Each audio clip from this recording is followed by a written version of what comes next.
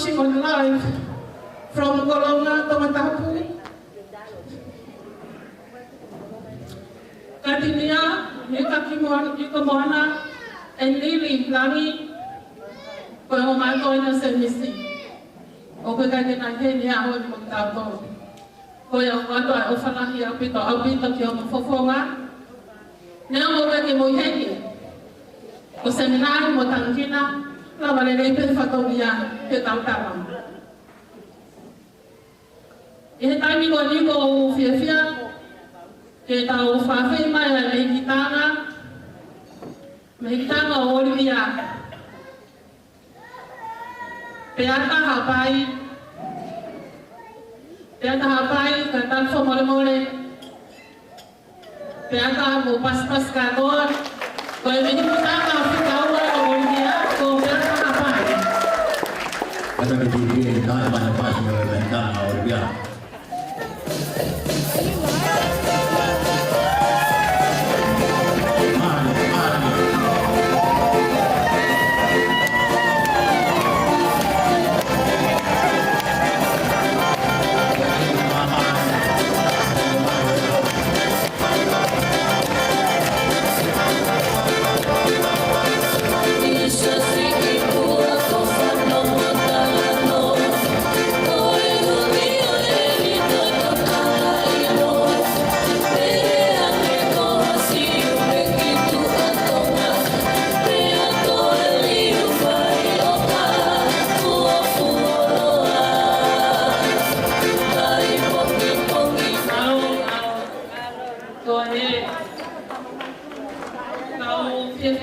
Mafana ke tau tali-tali ay higitanga o fetoli mo yata sa mislangi ay uhugarwa ikay nata ko manumita kana hako betang kina ko fae hako lote ko tamay ya fetoli mo yata sa mislangi.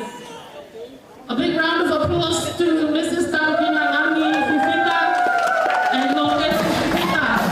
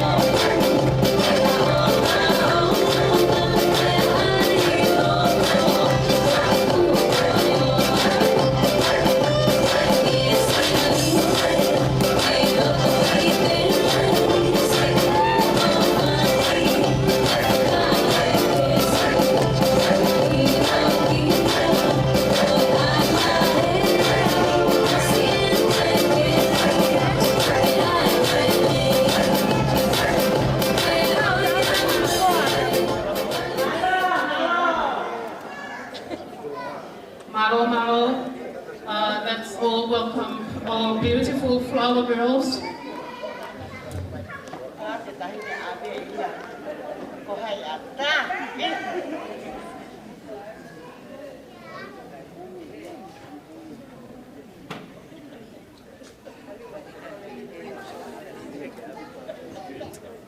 Tatari Fefia atau Fanau flower girls. Nakutamamin na pituli. Although naman niya kimari ni flower girl. Unfortunately, inasya ka patong ko ni, so I could be one of them.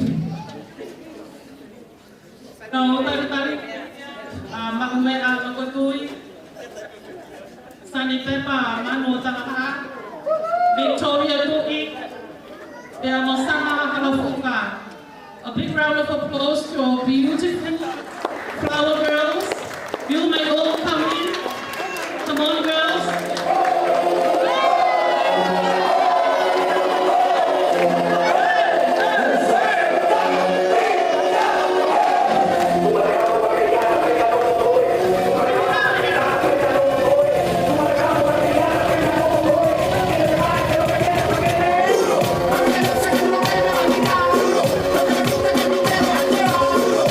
Yeah.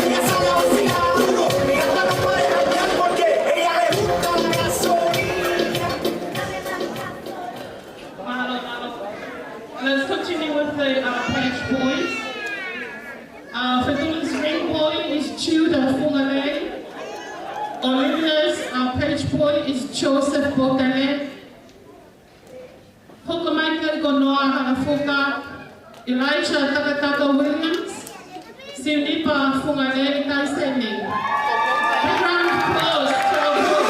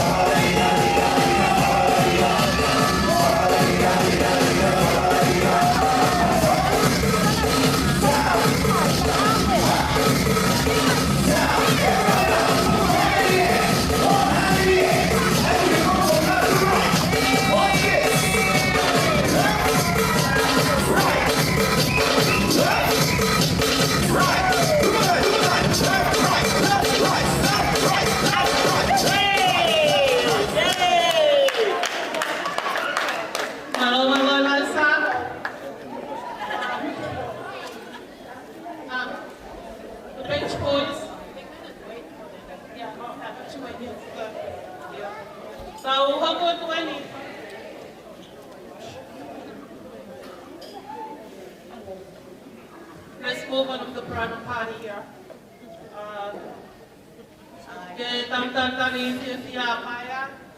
Paya Polotele, Mogolo Maile Takataka, Paya Pontele, Mogolo Maile Takataka.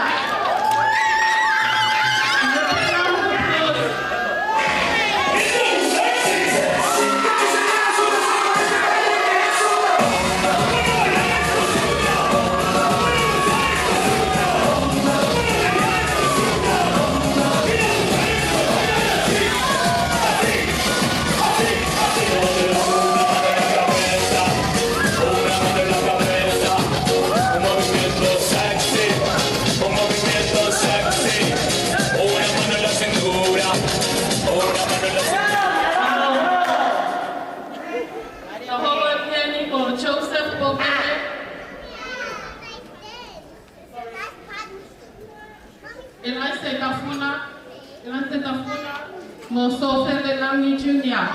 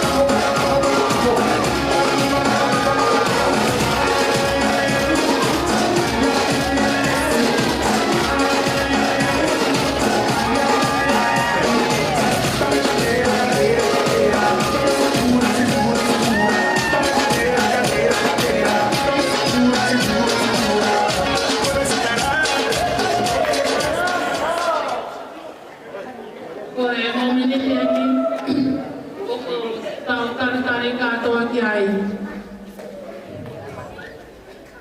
Can I ask that you all please abstain? Mo whamamona te katoa ki lunga, ke tau taritari whiawhia, ai o mātua, mai whauwhaki whau e ako koe ni. Ole dia lagi, Fetuli Moyata Sebisilani. We warmly welcome you. A huge round of applause, everyone. Olivia Lani, Fetuli Moyata Sebisilani.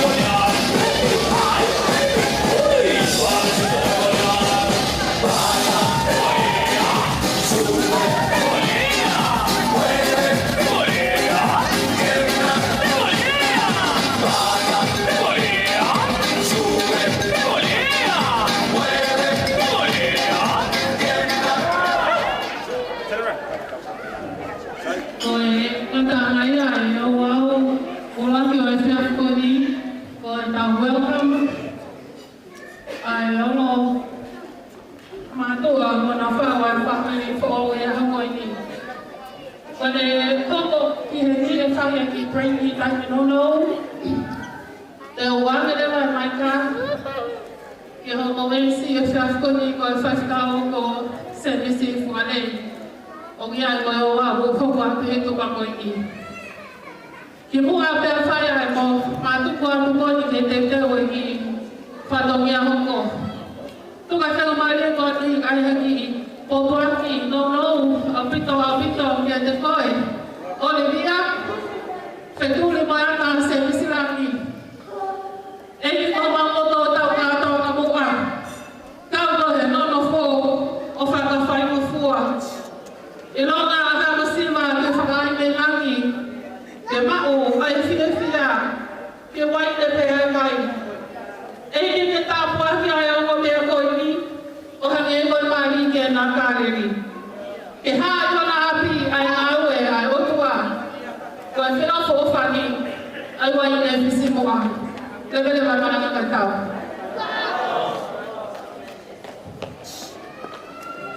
Halo Bito. Kita ngomong tentang bahasa Inggris kecil-kecil, ayo wow kawa, elawat mengamari kecil-kecil, ya tahu yang kau punya, kemudian kau itu apa, family dan kau aina, kata kita apa ini, nahi, ada yang tahu kajian, kalau begini. Kata juga kita advance atau standar kayak dia mau atau dia bagi malu.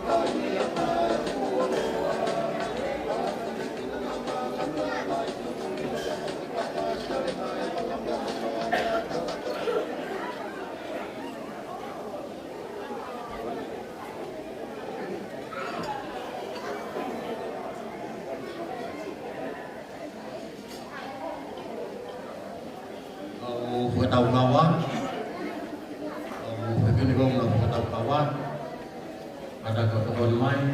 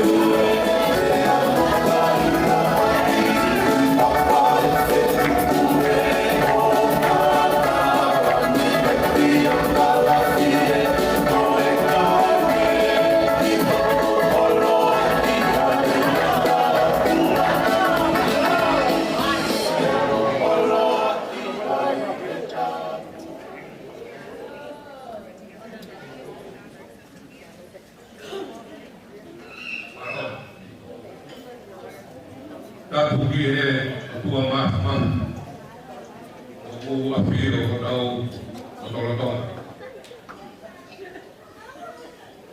Tá Pugire, o motua, o família. Ele pode Pugire, o falangrado, o família. Tá Pugire, tá o boa, apa kalau boy mata buat dia ko alu Afrika umai towa umai pekore famore more ko bi ko tewa ki oe kawa oe apa kalau boy kore beli tahu himu ai mumal ai kawa ko tahu semua ubi kaya ada ke fakta ai fatongia koe fatongia apa tutup koe fatongia ke ton kono tara ya koe koe famore malu dia ai kama buat apa koe mai koe apa koe malu bi Halo.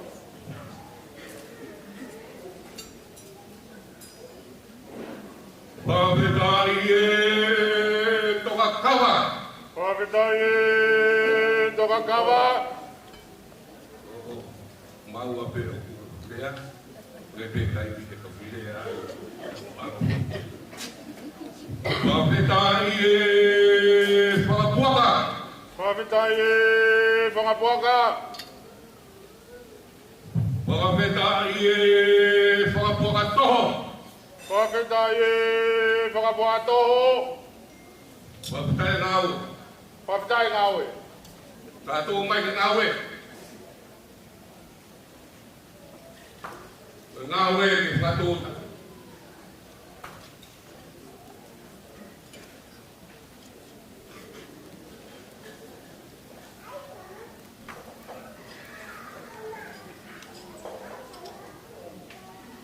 Bravo.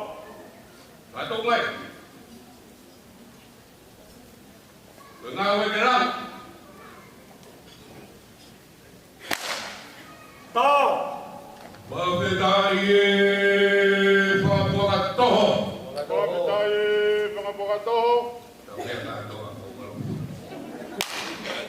Tao. Pavitaye Tokakawa.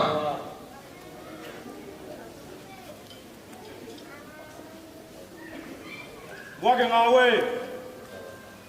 Tokakawa ta. Pavitaye Tokakawa. Pokatoho ta. Pavitaye Pangapuaka toho. Magtayo ngawe.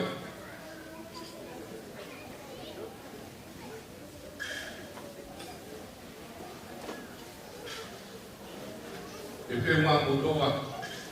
Sa kung mamuto na.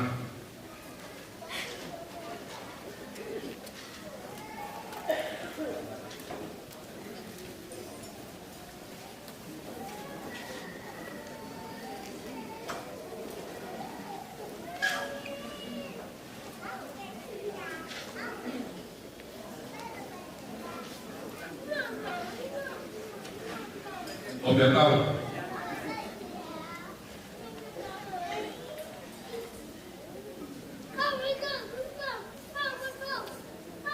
Tahu itu.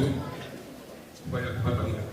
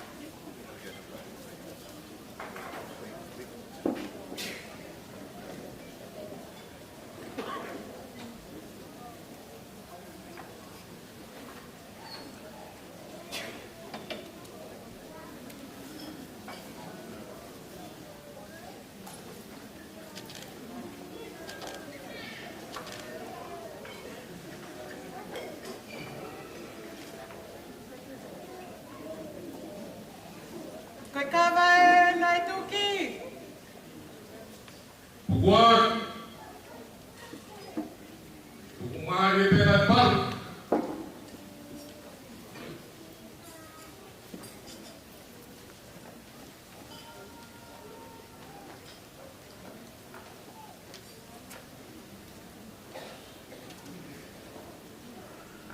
Napoke di bawah.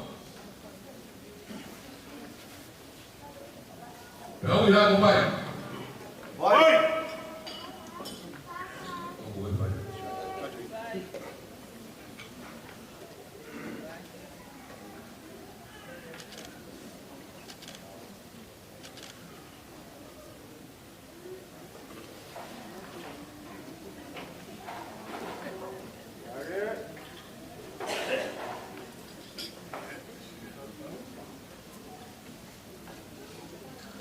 Baiklah.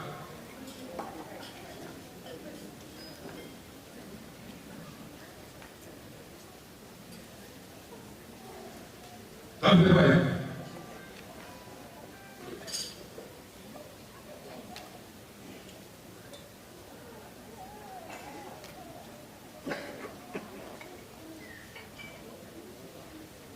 Pak, semua kata.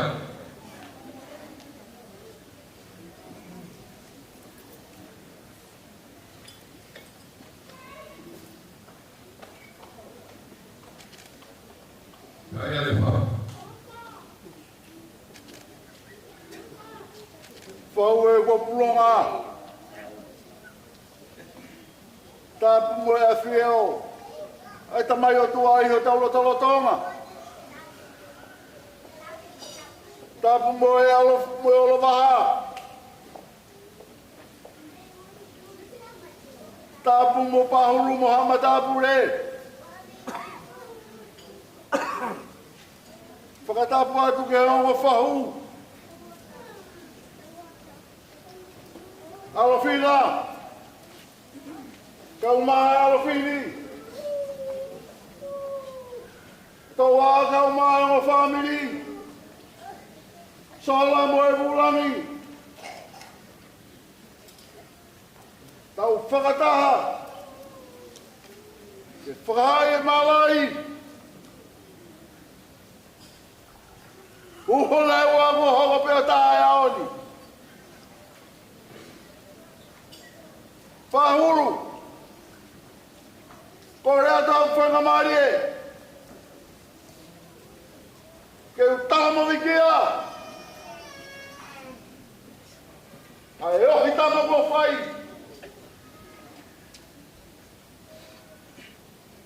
Ke tau hoko e mai whami peta. Tangi e malau. Oa lupe. Tataki. Pia matuka lama hiaka. Whakataha kalawama. Ke turi fua. Ki hono patongia. Api ko marila. Maa whakaitete. O taulo e madaia. Tau hitama po whai. Ke tau pore ai. Isa. A whatunga koa. Moe api kolo. Ua ngā tupi. Pono ngā hifuka ho. Ke tala whatonia.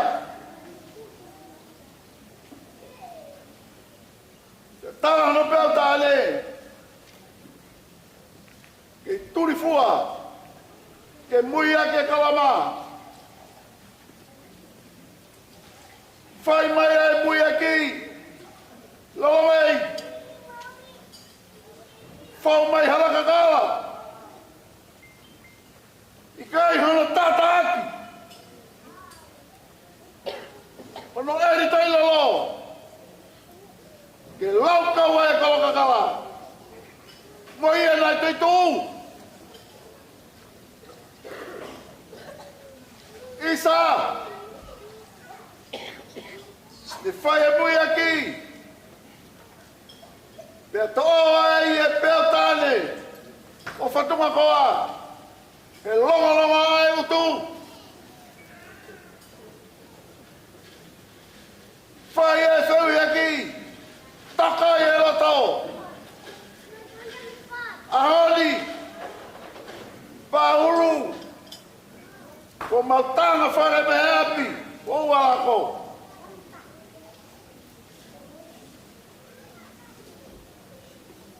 Toa ho maulo tao. He tuani filo hikawa. Kafa. Ai kaufa fine. O tuari kutapu. Oi. Ek manatu loto. Kai te fe. Koi filo hikawa ia e tamailoa.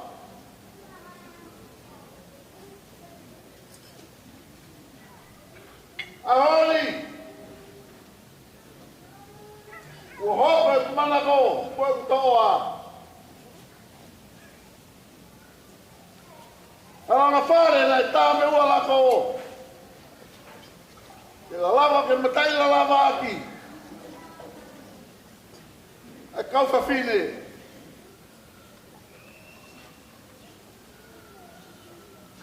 Mei he tui e tamare.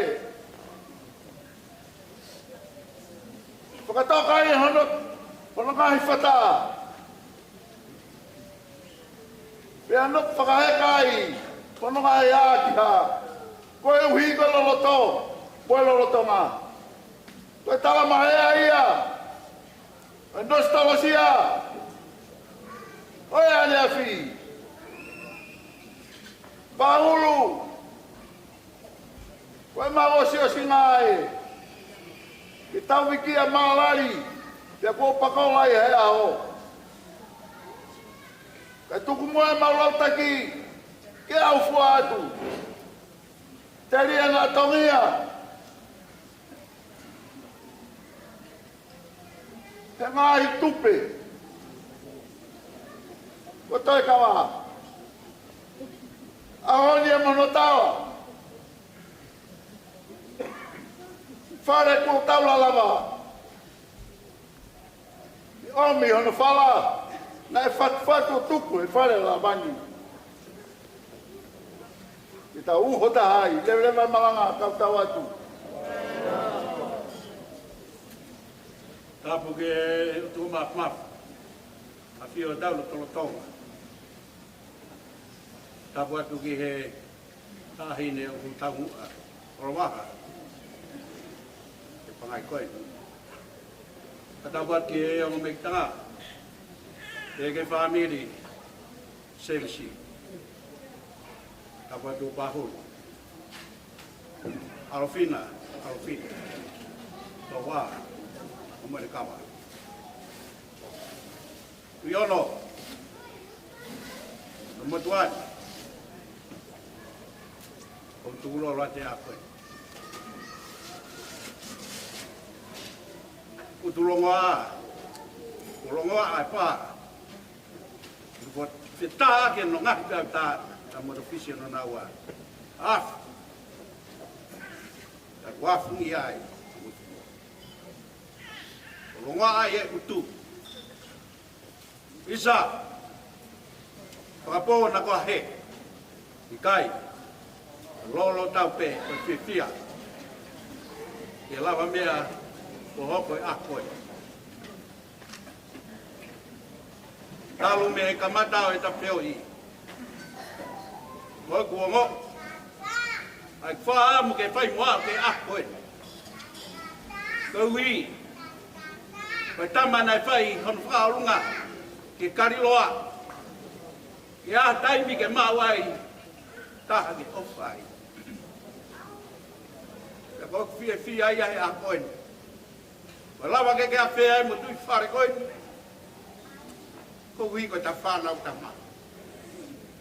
Pa koe ku whaamu pe ia. Mo ku nai ke o koe whina koe. Ke aruato tala o pua ka kata. Ke hoko. Ke tangi. ke hoko malu ne mo Hagia me ya moa family masi bain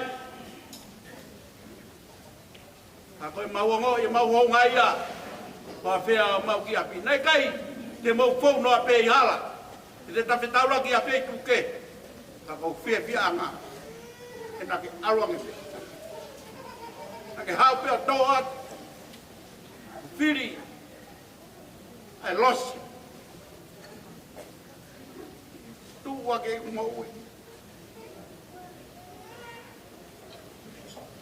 awon ko fia ke awat ke utulo wa loto boha ne ke kolo kakala Fonua dia, fonua merino, kaya maulo to matole ta. Kami be mau fiai, mau fo mai ha, mau fo mai botol alai kol. Kami ta, wongo ye te au, te kuhange pe, na tau loto fareta. Ako ahoni, ko ke hanga ko fata ki tau. Ko hinga ai pai ai pata mo mabawai ako e. Pata mai ai to bawa mo tronga. Ke mawa. Ke mawa boni ko e ako e fai ai tarite. Pero tarite ko ni e tu yono. Ke ki toka ka pe ki ai. Kai ke mau fie mau. Ye kolo tau o miri nga. Ya tai mi ke foki tangi mai ai. Au mau. Tui pe. E koe hako I lot. O whalala pe kati koe. E ke whai, toka nga. E pere kata ki pata. Tawange. E ta hoko ka whare. O whanwai e merino. Mo iwi. Whakakala isi. Ke te tataki. Ai ta pono ngā e kau. Paulu.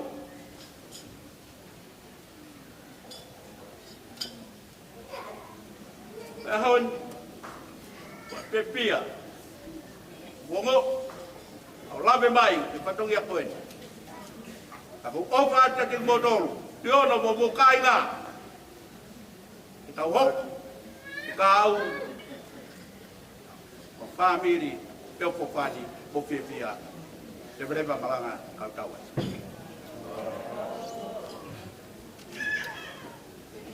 Ora de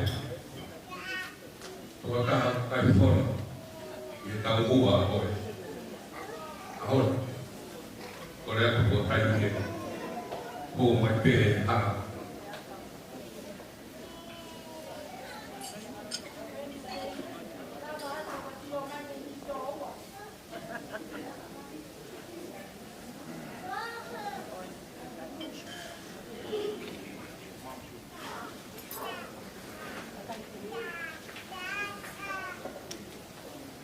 Mai pe ha ro ya.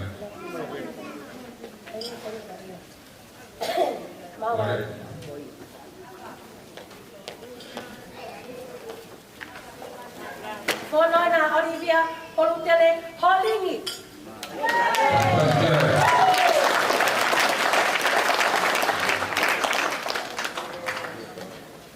Kau dia kue pe fono ai fono.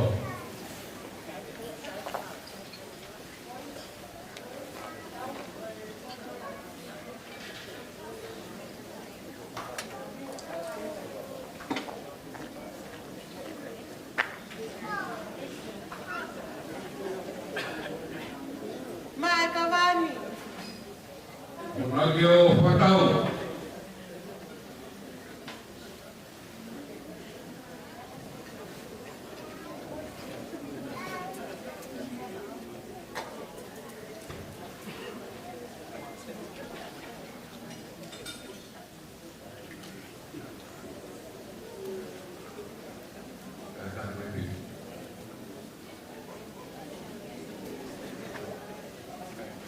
Kabago eka. O heli ma Olivia Langi.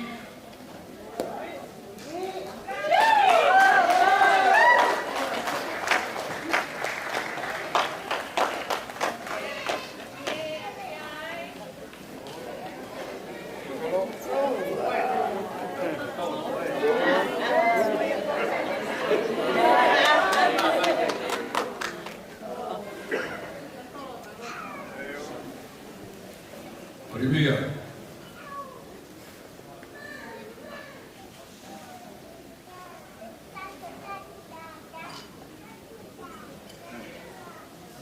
Kau banyak berdua.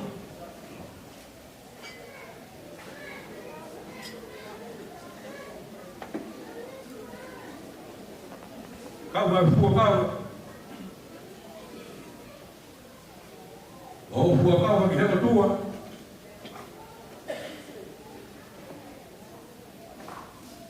Oh, buat kau mau sifat. Lepas Allah kejai. Tak ada yang masuk sini.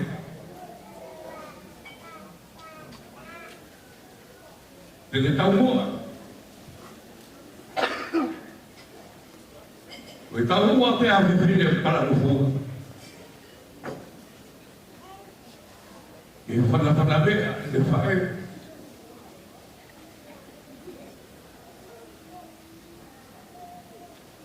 Aku ni ke kau tahu. Buat apa lagi mau alusi? Umah, umah ini. Mak buat kau buat kau.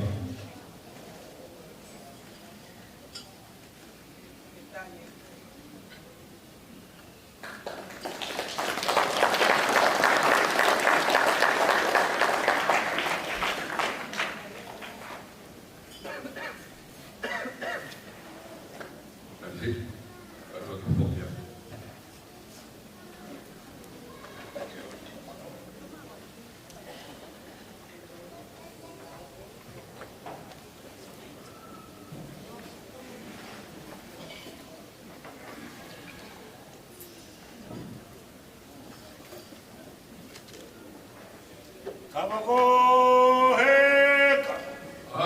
Bea ba mai lau.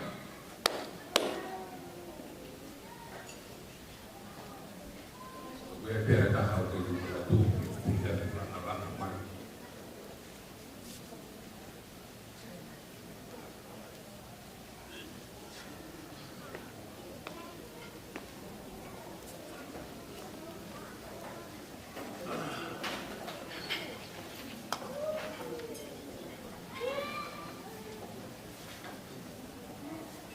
Kamako heka. Bea ma utuloa.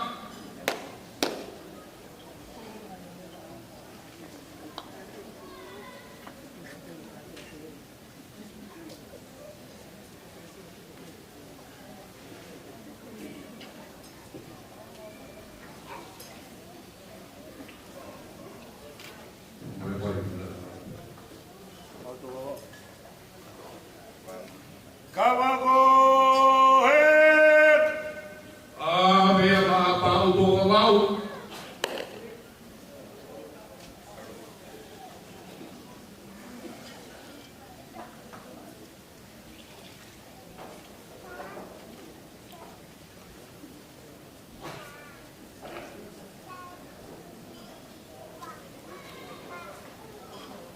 Kamako heka. Bea ma makarya.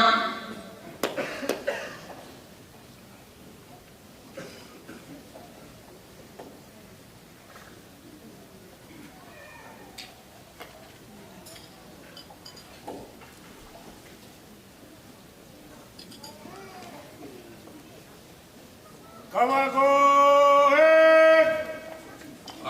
Bea ma tuyolo.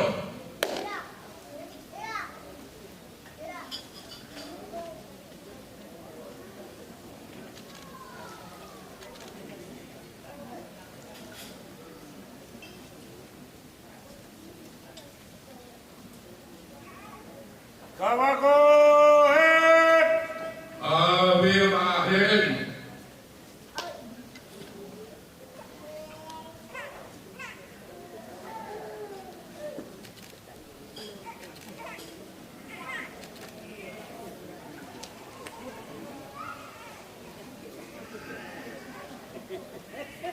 Kawagohet. Memang.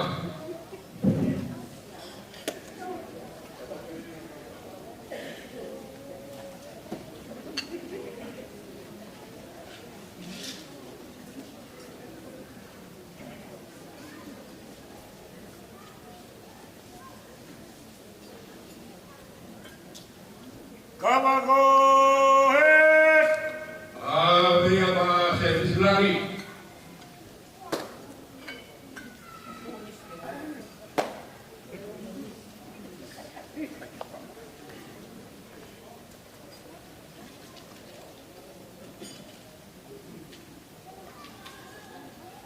Kawagohet. Amin apa Malolo.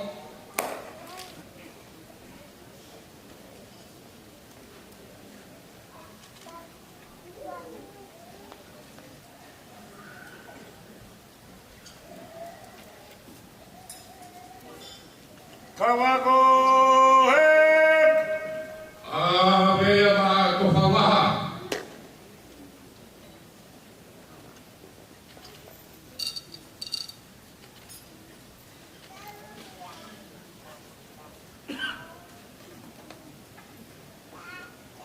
Kawagohet. Bubongkang.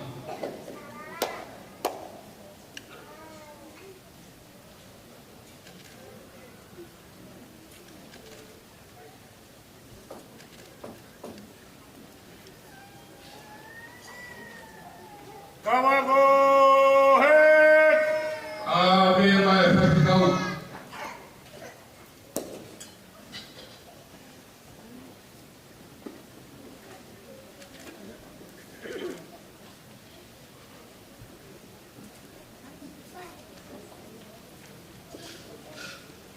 Kawagohet. Amin apa makahilitaha.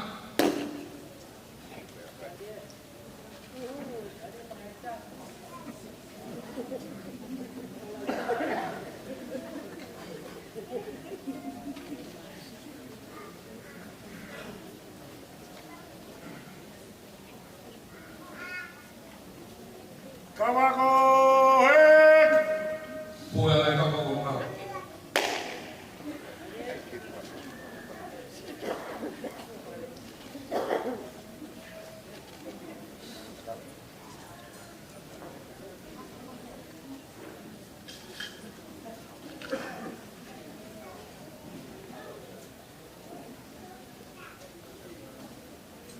Kawagohet. Pulang. Sotawa. Ayo baik tua.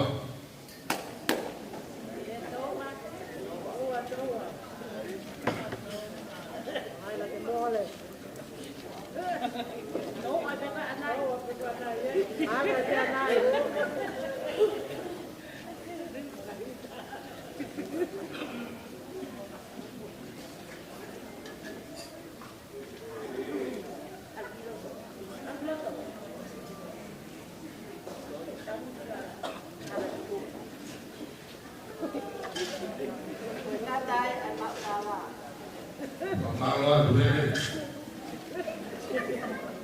Malo kita baca lagi apa?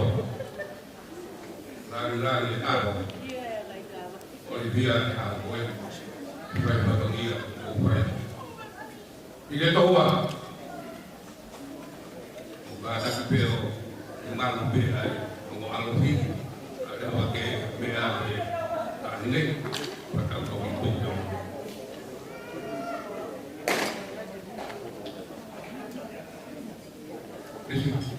Kalau ada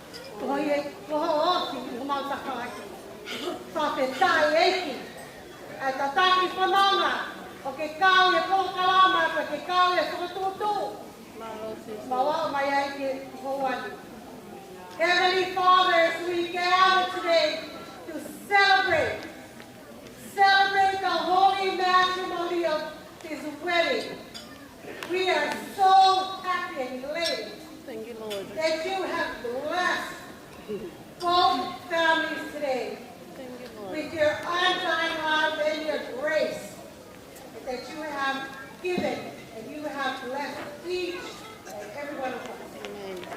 As we are about to partake the food that has been prepared for us, we ask that you let it nourish our body so that we can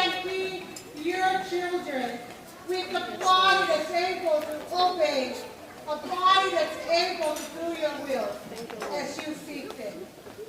We ask that you bless the wedding couple, the couple that we are here treating. Bless them and bless each, every one of us. The family that was made together as one today, let it be blessed in your name. In Jesus Christ our Lord, amen. Amen.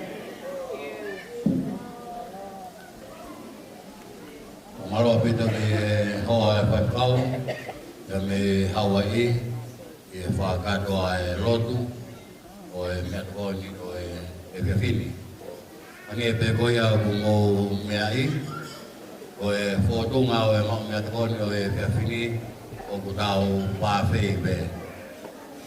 Pea ku whakamaaria e mea tukoni ia, ki ono mau, Kaya Korea tu pati kita utol, kata semua kata hoko tu, ki mahu eme tu poni, pe time dah tahu pe hoko tu pe ayah follow kalamat, ayah kono fuka hoko ko dia tadi. Kaya Korea tu pe kau pe fine, mau kata kata utol mau atu, mahu eme tu poni, kata ki hoko tu ayah kau tangana. Wai ne tu ko ni ku ka ga Afrika na ide bile he mini ko Afrika we te bile ku la ke ko mo ko kama ta mo do ya tau takai mo i pe ka ko ko i pe ai nga ide bile te tau ka mo ta pa ki ko ni te tau la wa pe o to to i he me to ko ni ko o ta ko ya ko ya tu ki te bile mo mo kata ki o hoko atu. Ula e kuheni ka mo e tangadak whakau o e Uniting si mo te finau kata ki o kau ka mo e i mua ke te pire i hoa tani. Tani ka tau pe kore ke i he tiri kata ki mua o mi a whasi.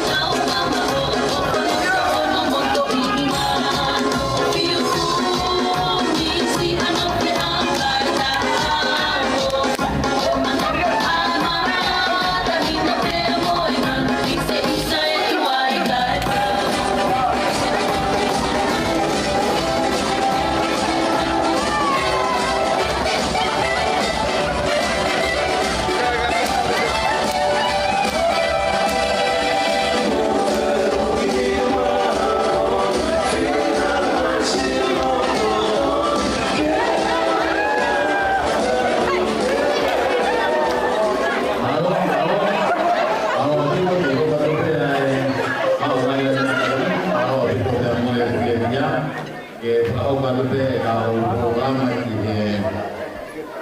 e fini aya kone mau be au me atoni hau ka dure wa dia tari pai pe ya kwani ko ngahi lea lea uloaki pe family tamai a CMC pa ungai mai e so fere tafuna langi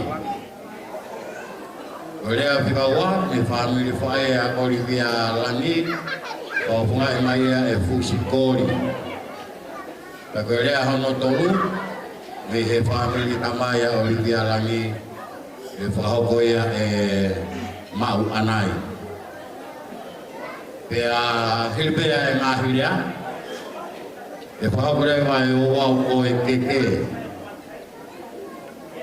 ni lava pe o wau e keke ia hoko rewa i he ngahi whakameite aia ku kamata ki pea e family tamai a Olivia whakauka tuia e Victoria Tuki ia mo whalaki kamataere e family tamai a CMC whakauka tuia e Fanny Peter ia mo Samo James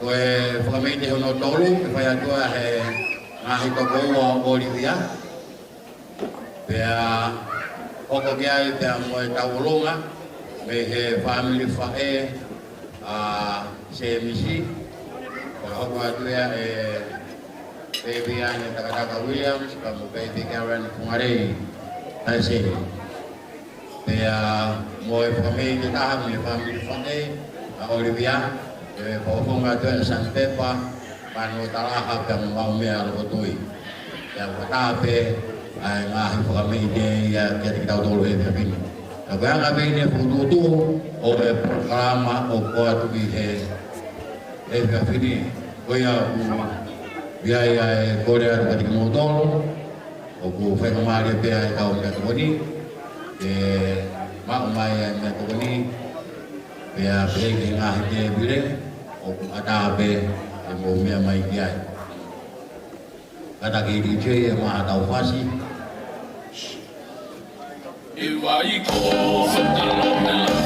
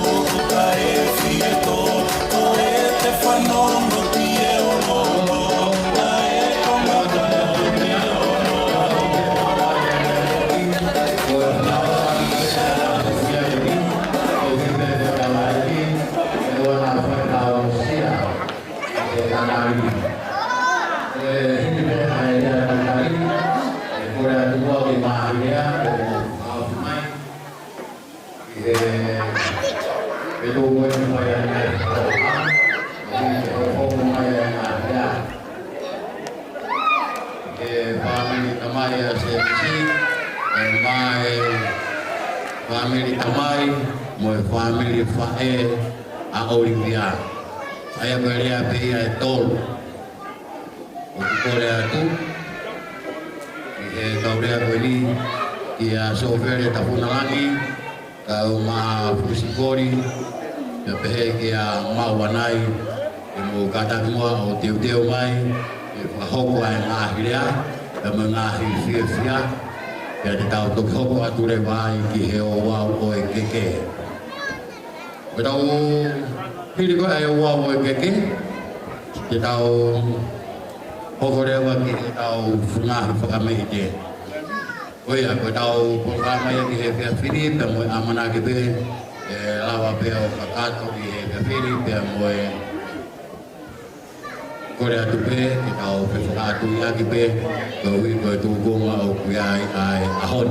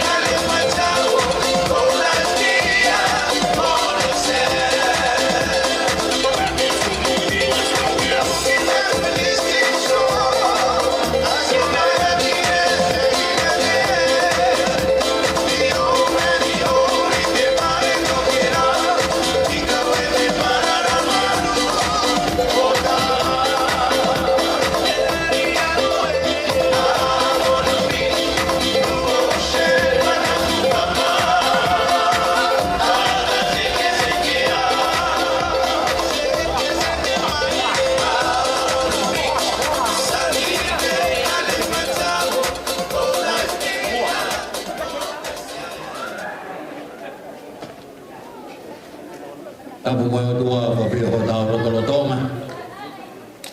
Tabu mo wei bi. Tabu mo magarea. Tabu ma wanai. Tuyono Pahulu. Muhammad Abure. Tabu mo Olivia Langi. Tabu ma Semis Langi. Okuna para hai kita utol be ahon tabu moyo e mama semis kauma Olivia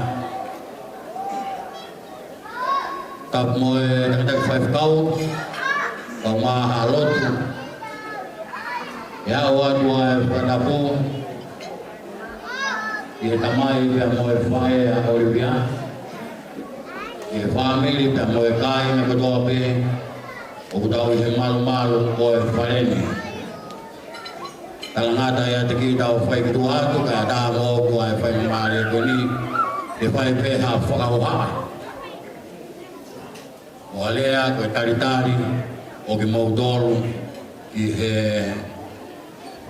whatongia o e ahoni. Ko birai ki toa mafi ki he ne uri mutafoia e harafono ngā kaya tau tolu a e ahoni. Ya moni pe talamomua o e aho we aho penia ku tona ki sihoa mo ki tau tolu. Aho ki tau whiawhiai, aho ki tau hakai, me aho ki tau pātai. Whiawhia ki tau lei ki mo tolu. O e ki kau mahanga tāpure, kau whaifkau, kau tawilotu, kau mai siasi, ya pehe ki mo tolu, kotoa pe, ai family pe mo e kai ngā o tau walolo i he malu o e whare koe. Ngā whana ho mauloto tuani i e wakai atu ki ati ki mo tolu he lolo whatongia ko whai lahi le ngā hei whatongia e a whanua lahini. Pea kutuku mo whai la e ngā hei whatongia lahi. Ka kouhi ku mo whakawhainga maare i hongo taimi, ka mo mea mai i he ahoni, ke tau lotu, ke tau whakawhetai, ke tau whakamoni aki, i he kau mai ai o tua, i he whau whamiri whakakaristiani, ko whea. Kau mai langa whare, ko whai e se misi, kau ma oribia.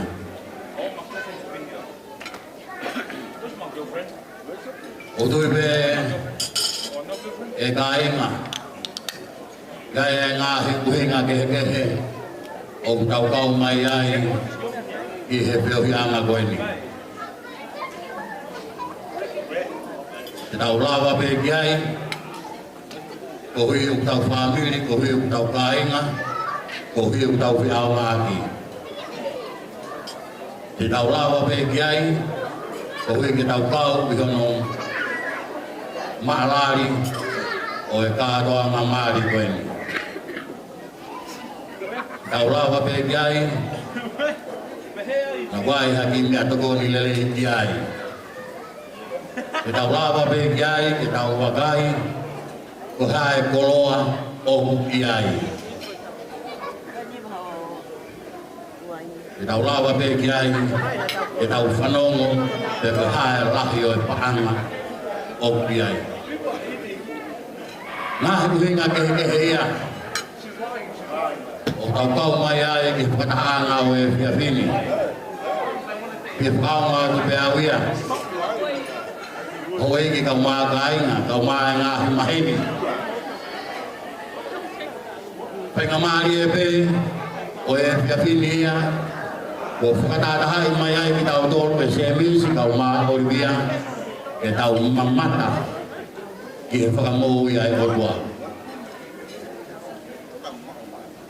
E ka tiki mamata ko he ahau ne ki ha koloa. E ko ha whātu whā. E ko ha palawalu. E ko ha lau te fuhi. E ka tiki e whanongo ko e ha paanga. Ka koutu ia wia. E iai pe tokolai e halo fia mi heni. Ka koha whainga maari o e tau kautaha.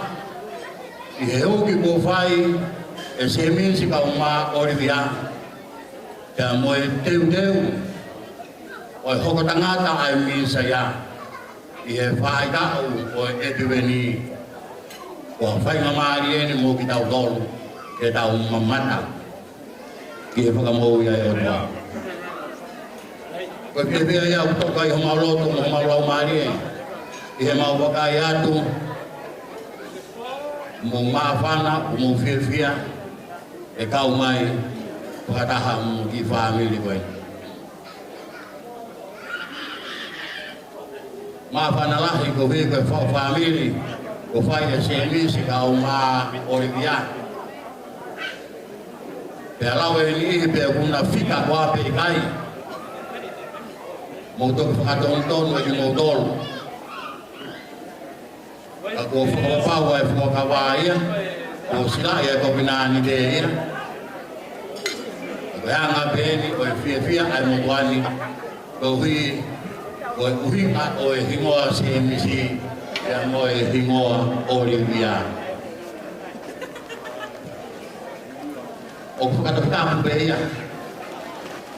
O mea ko to be mo don. O hibe ya Olivia ya mi Olivia. Ya ko fa ko tunga Olivia ai nonga ai filmarie ai tapuaki o pipuaki e o tua e a financia ia e o ponga e se misi amoi o mal e o tua amoi o vivia de mono moi mate e o tua amoi o bolono o vivia carau e o tua e cai o tua lại cái này đi là cái kia đi một kia ra về tóc của máy ta cũng máu để vượt qua để nuôi ốm để mà làm ăn để nuôi phua thì mà là vượt qua ai đi ra đâu ông mà pro mà về đây ông nuôi để mà ông non cái tao vậy bây giờ thì bây giờ sẽ đi vào hoa ở đây là thì ông đi thì mà có cái thì đi mua ông phải nào ta đi cái ông đi mà ông mang về cái nó mai á ông mang về cái mai á Kalau di serisi, mui ofi, ya de go ofi ya de tai go ofi. Bagi ada yang dia mahal pakai ubi, kalau serisi dia ofi. Kalau tu tahu, family kamu lain na, tahu bobo, kau tahu patuya ya, kau tahu bobo, kau tahu apa? Dia lang apa dia ofi fine. Kau tahu mana kiri? Kau tua ki fare dei ho ko mai ai keresa o tua puke ai api o se mi si ka o ma Olivia ya ngai ko tala fai e propola e to ki fama wa e pe ki naua e man mo tala no atu se mi si ka o ma Olivia ki ho ko ata ho mo ui pe mo e fakakagato ni omi e tanga dai ko e kau pai ngamari e beria ke mo hawa e kere sa o doa e ni pai e ho mo fakakagato me time wa o ki dani ti we o be e mafana pe mo e fefia au ma tata le ki mo dolo e ka doanga fa family fo ACMC kau ma Olivia level vai fo a kau ta awat malo bito ko tau ya to ni na fa ngamari be ko ko dia to wi ya ki ngahi dia mo ka ta ki mo ko ko mai be ko wi ne mo be ke ma wa ngahi ya to ni ko fa ngamari ki tau to ni ngahi dia ka ko batu lah dia ka ngahi pol kalama ki tau kau ya ini jadi Oye, como api ini, pagi tamai masih isi, software lalu kami, ada kita bilang mai, apa mai, seperti ada kan, oye, malam.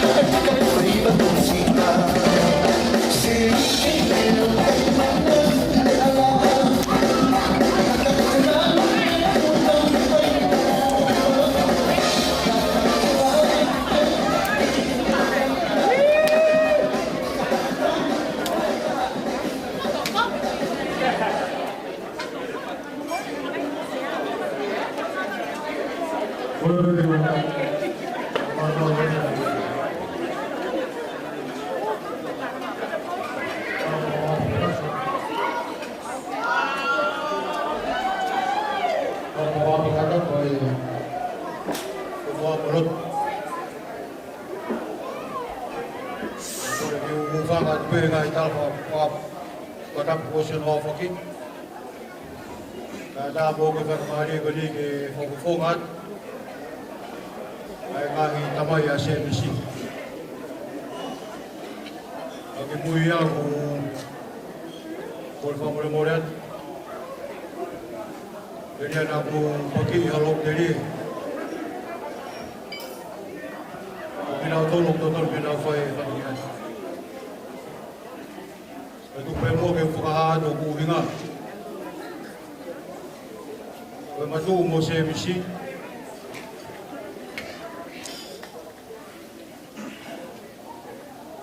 ay siya lang ipanau ya Henry lang panau ya Henry Alexio lang ko tamay SMC hindi ko atakan na ko yan nakutubuaw alata ito galaw siya mafuauta lagi kaya fire alata maarik salita fire arik salita dia bilang fire dia bilang ay tamayoy ko ng awa dia kaya ko por favor koran bau bukai totul kemudian ya kan bau malo lah ya cemis kaya tangkina molokit bau mana tua mai ki moto atai ro boy bau fia be tu ofai harea ka tonga fia mo tau wata ta mai family kau mahin bukan kau ngabe atau topik kita kau ngah pun ye ofai ki mo to pahala mari ke fai ka to mui o tau mata don wai ofa o lalanga he o kita mai ko ina foronga ia ai no family ye mama ni tau ia ukai kia ia kami ngari ia. Agak kau biar naik pengawal kai pasal kau kau aku beli dia fia pun tak. Aku beli dia naik teu hegi kita fia ai pun tak dapat. Kau aku beli dia orang mana tu beli. Jadi si mama orang dia mau tal menuat. Kau fia fofongan kau ngah tapai. Ai mau fia kau kau tak mau fua kau kefai kau kau usia aku kau aku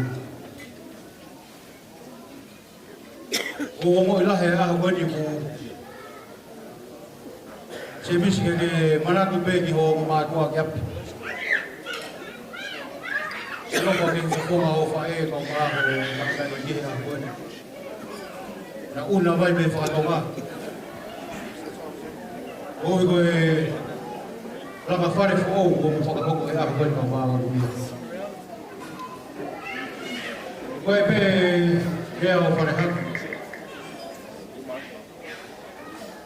ihe lalanga fa la ma ya gue lo mustilo le pe kau fit gue fare gue lalanga gue fala Obuya hilo ngahi foma ufat, obuya hilo halafat, obuya hilo ngahi feun. Yang obau ke toh kita tahu, ifakatau kita tahu efatunga berfihu. Oya obehe mau kalau menuat ketika semis kau mau Olivia. Oboy behe dia tak behe pun. Kau fala ada efatu ibu mak. Koe ahoni ko whola.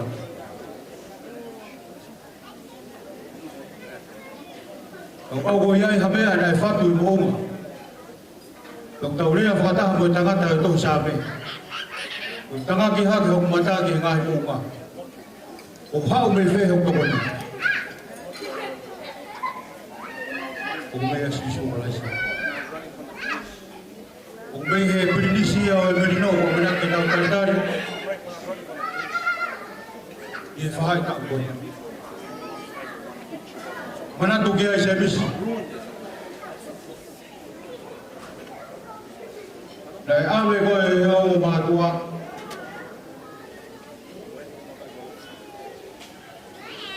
I whakamau whatu mōnia. Ia lalanga me ai ho mōi. I e hala whatu o kātonu. Ia koe hala whatu e o kutala noa kai puna ke.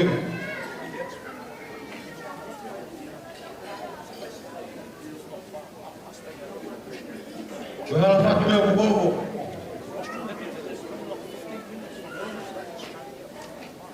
Koe hala whatu e o whakau. Koe hala whatu ia o kui ai e fufu o mapui. E o nā ngalo, nai tauhi e whiunu ke whakau ka tau. Ai whātunga mo e whihunga. Ai whiunu oula o e whio whāki. Ai pau ke ofa ki ho tua aki ho magoa. O ofa ki au via katoa. Koe a ko whie whafofonga. Ai whamerita mai e mo whakamālola hiat. Ia ngahi tō ma whare ko tō pēku mō mea mai. E aho koen. E tau kau ngā whia. Ake koe ne lawe ki ai whaiwheka koe aho pēni au e whia. O mau tala manu atu se misi ka maa orivia. Se misi. Koe anga e ta wheo hui.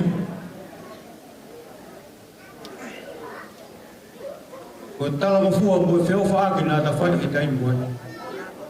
Ko ngā tari he ahoi. Koe mea katoa pē nā ta wheo ngō ngoi ki ai. Hiki a he ahoi.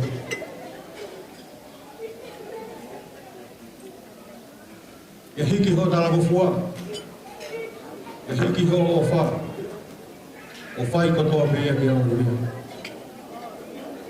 I a koe. E ko whamalola hea, te ko whamalola hea ni ki a roket.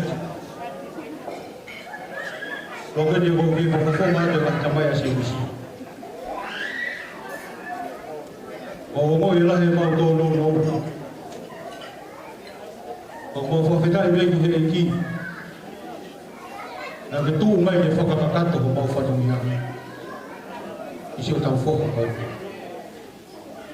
Tō koe kia haere a whiunga me u whawhawhonga hata a reksio. Ka mai toi a tapai i mo whawhanola he. Ke te koe ka maa a takina. Koe mo mo whamaa e whawhare I no toka mai mo tau i se esi. Tō toka ni papai a he o koi. Tō mo mo tau rotoa. Tō misi koe a hau. Ini gue dah mulai dia ni. Kau dia mesti gue ayah lagi. Kau dah nak dia yang kata aku nak terbaik. Ini kau nak dia ni. Ini mau orang itu siapa orang yang nak dia. Beri ini dalam. Aku dia orang dia. Mungkin dia apa? Apa?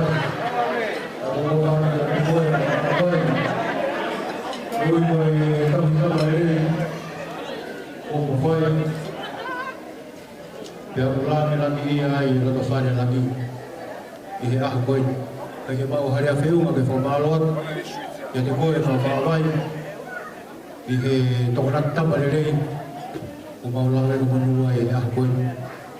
Kuya ko'y kataga pipilya, pagkautang buluan. Patawag ang mo mao ha Christmas yung fiya. Bukan tao po naman kuya. Lewe-lewe mga kagutangan.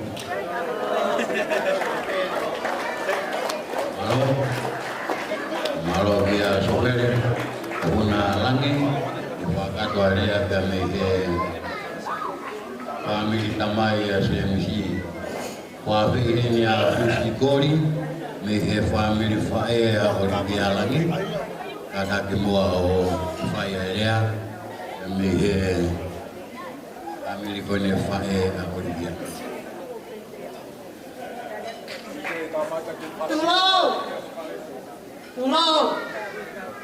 Tulong. Fefe o fe uma que au na tupu palaku. Hoala haku mata pe alau. Si eku lupe, eku manaia. Pakatapu pe amoe vunivalu alota tatau. Koe hau toka o po ona. Ai langi pe moe ngeia kotoa pe. Ai universi o kutau iai. Koe kai meri anga o taimi. Pe moe whakama opo anga. Oe ngahi misi teli lilo. O itani ti. Whatapatu ke whanau pe moe ngahi makapuna ho eiki. Ha tauhi whanua.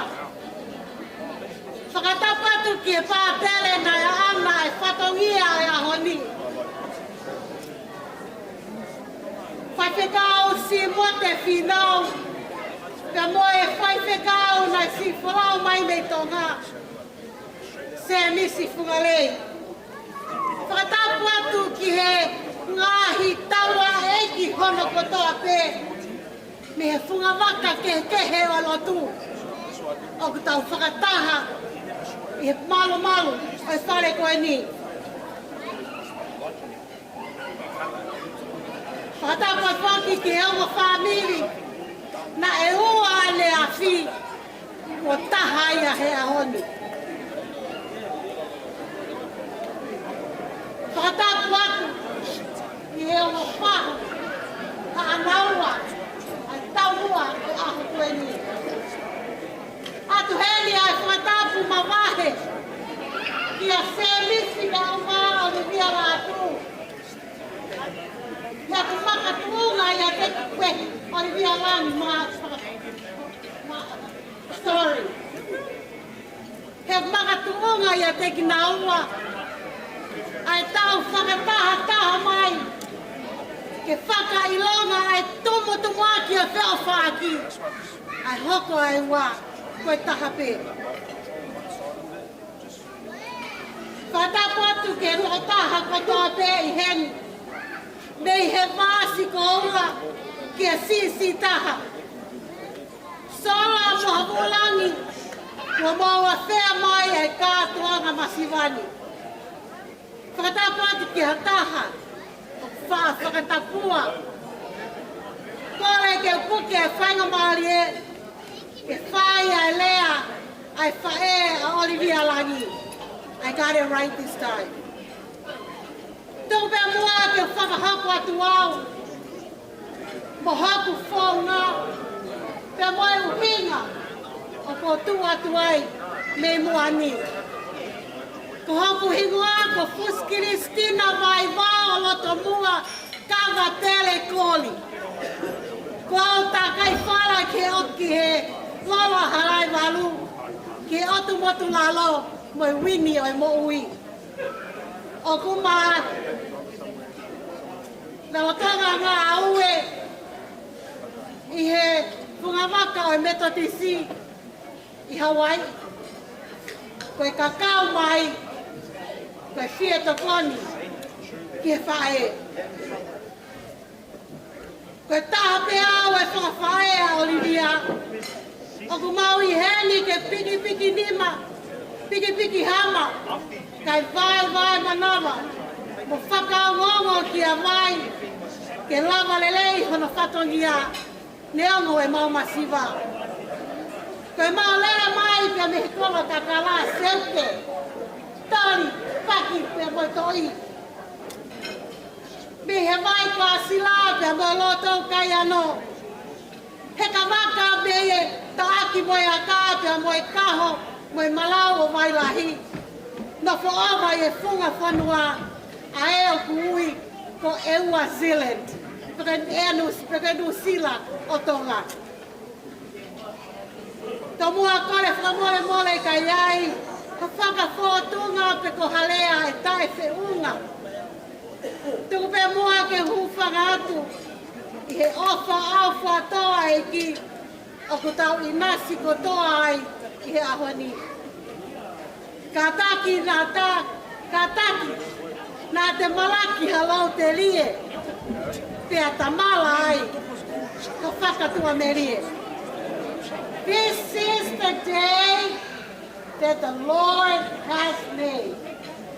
Let us rejoice and be happy at it. Our Lord is such an amazing God. Our God is so big. He's so mighty and so strong. There's nothing our Lord cannot do. God is good all the time, and all the time, God is good. Koe aho eni o e tama tu ia whae, te te ai e taha. Koe aho eni o e wale ia tama. Koe masi vai e koloa mamani, e hoku to koua mo anu. He kai ke umau e whakamatala, a hoku masi vai. He kai mo ani pe ia. Hange koe kananga ho tau ki whanua, kou hala au e whika, pia mo e lau konga. Ka he kai ta ofi ai, a si e ku whenga ke whakamahino ki e ku tā maha. A e ku honga ia i hene talanga fua, mo whakaongongo ki o gleo. Hei kai tupe waka ke whai hakakao. Olivia, o kokole whakamole mole, ke whamiri ho o whanga. Ka pāo o teki utu aku.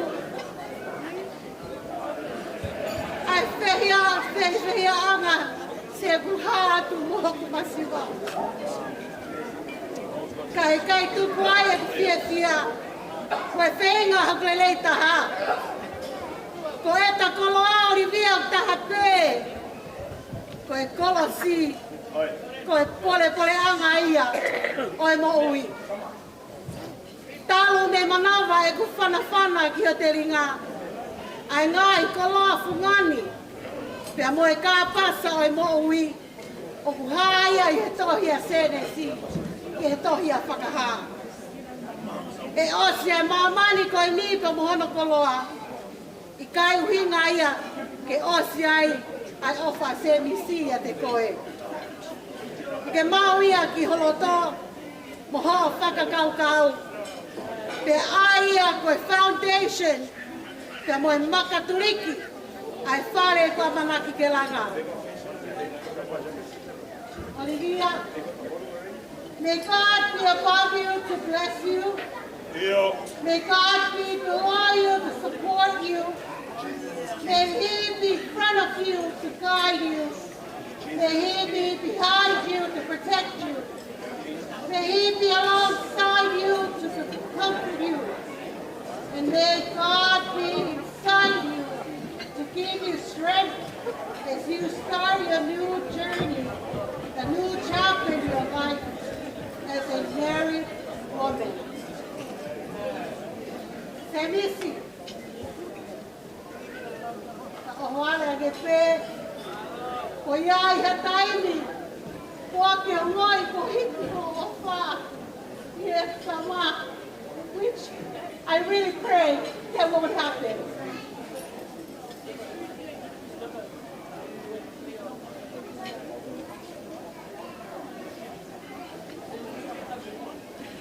Tava o polean.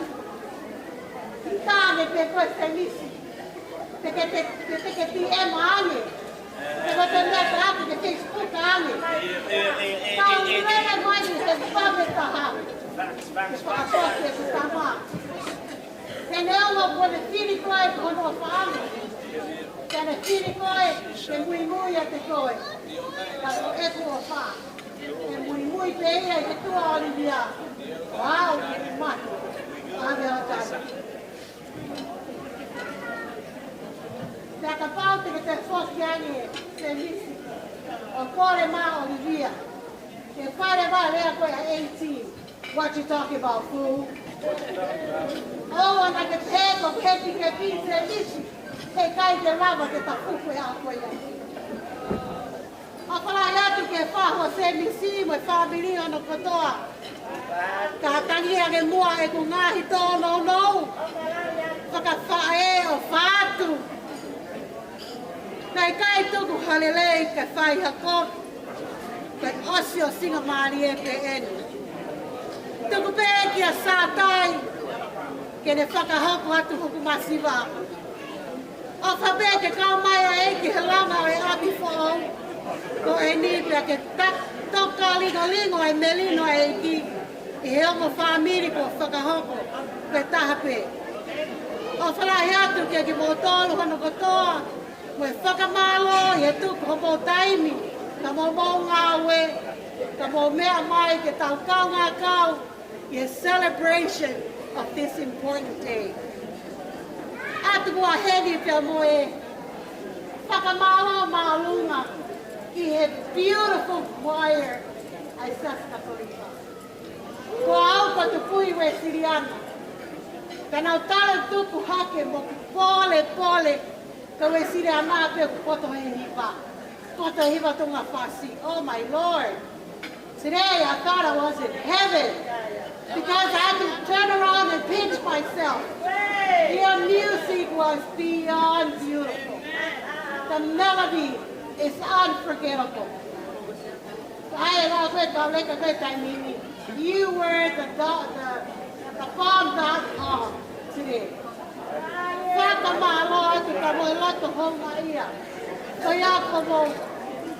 Share your talent with my daughter today. Shalom menakape leveleva malanga kau tatawatu.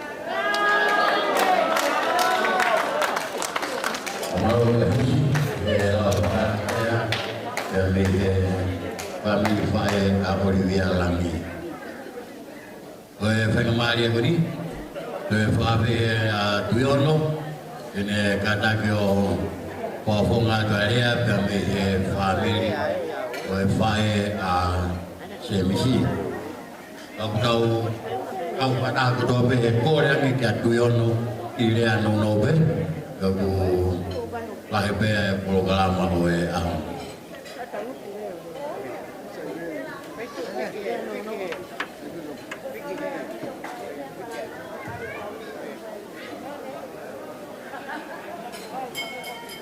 Makatulo watu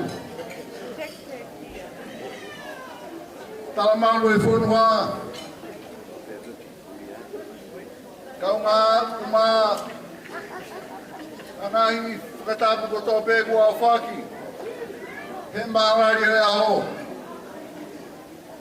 magalea ko korea tu ke tu mai ang fana marie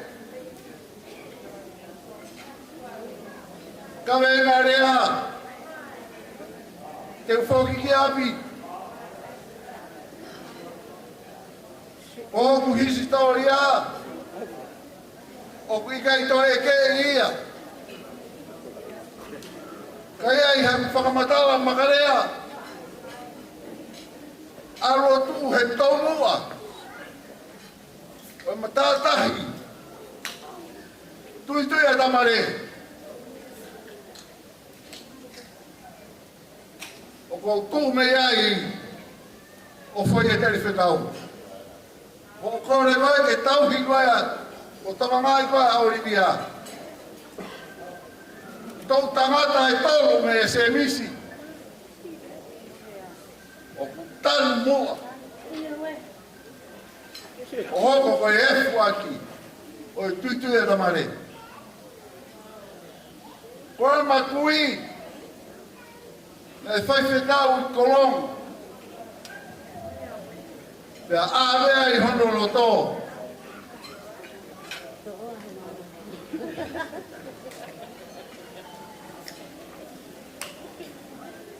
E ngahi tohonga kotoa pē.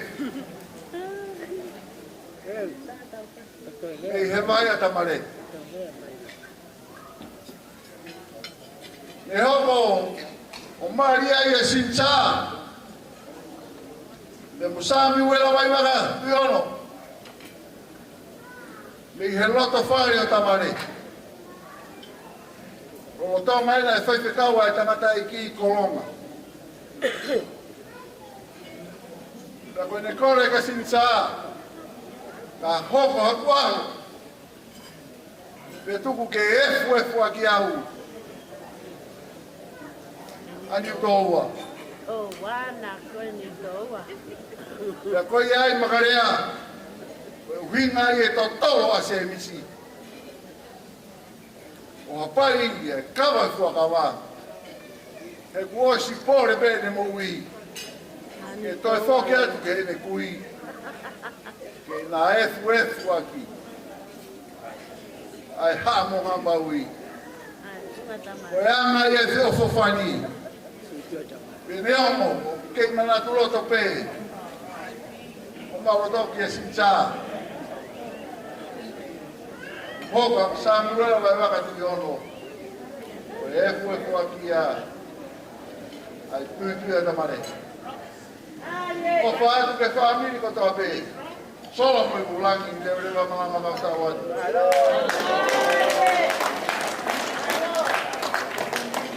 O maro kia tui ono. Wakato aerea pia me he kawa ki whae a se misi.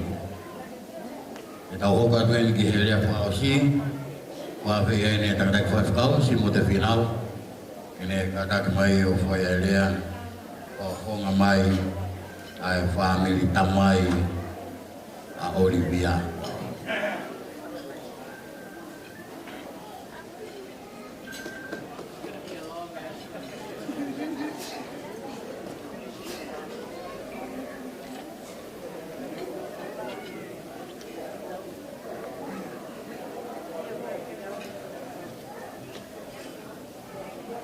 Tā puki e awhira e tua mafi I ho tau loto.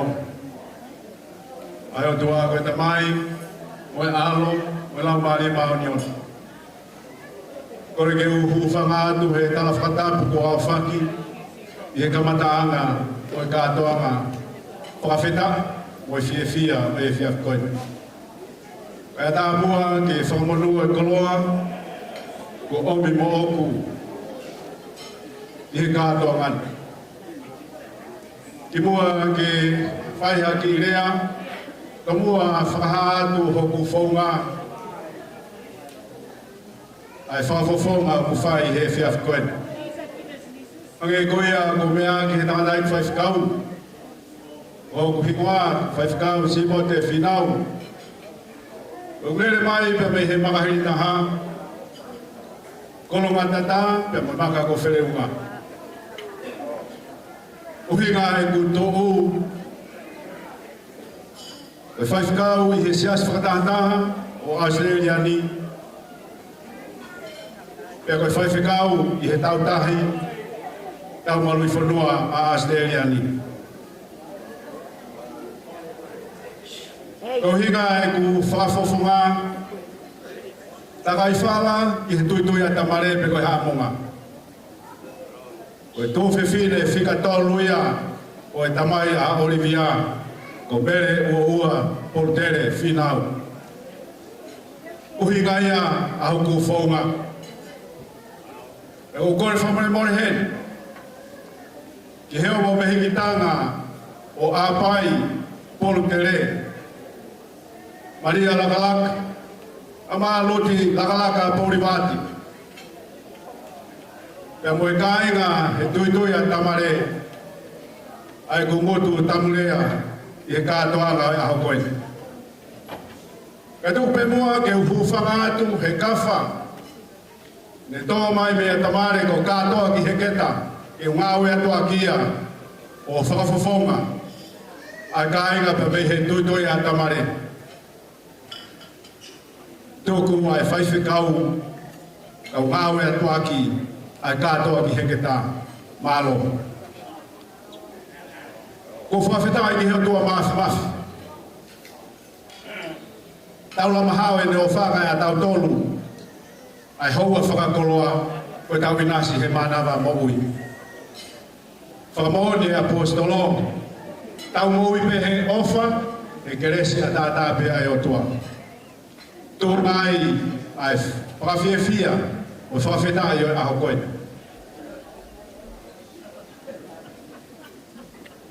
Iai pe ai whatongia taimi e nihi nā kuhoko ai koe tamai whakalau maari ia se misi e pe whoki kia Olivia Langi i he whiaf koe. Pea i kai hamea e mahuinga pe tau whanoa kotoa koe whau whamiri tokua koe langa whare. E se misi pe amo Olivia Langi koe tala ai sa me ka pau he ngai e whai e si hova ai langa, kula noa ai langa e tangata langa.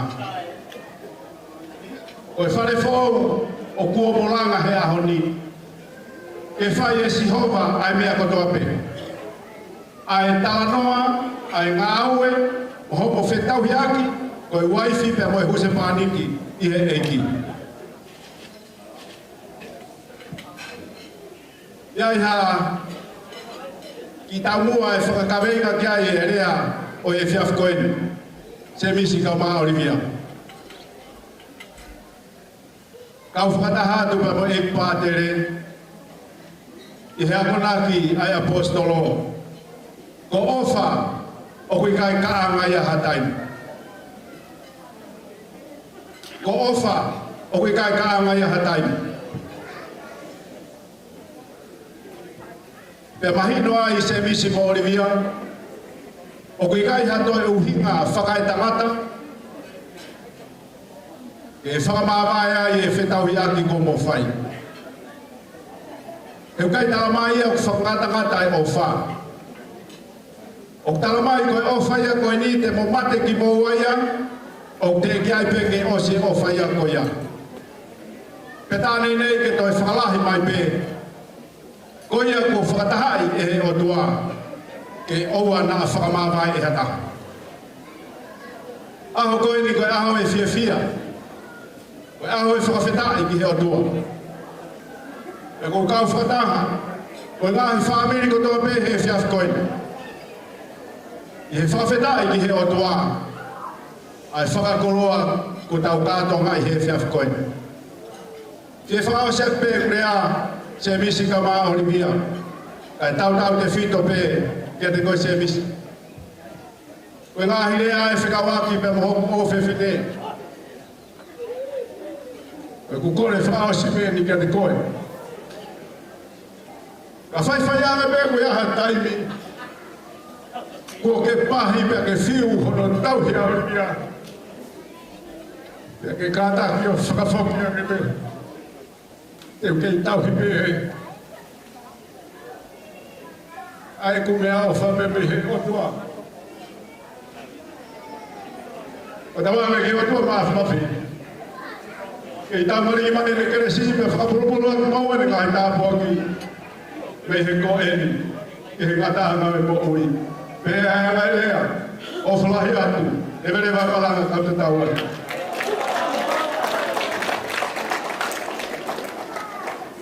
Pamalo ke tang dai fas kau. Rea mafana, mo rea whiawhia, o whakahau ko maa tau tōru, pepini. Kataki pe fas kau, o silo e awa e ama mātua koe ni. O Olivia pe ia, e pāhi au no tau hi au. E kai te ufohi au no tau hi a Olivia. Kai ke, ngai a whiawhia, oi ahoni. Ina hoko mua ki he tau polokalama hoko, o e o wau o e keke, pia ka hiri ai o wau o e keke, e tau hoko rewa ki he ngāhi whakame i te. Ai aku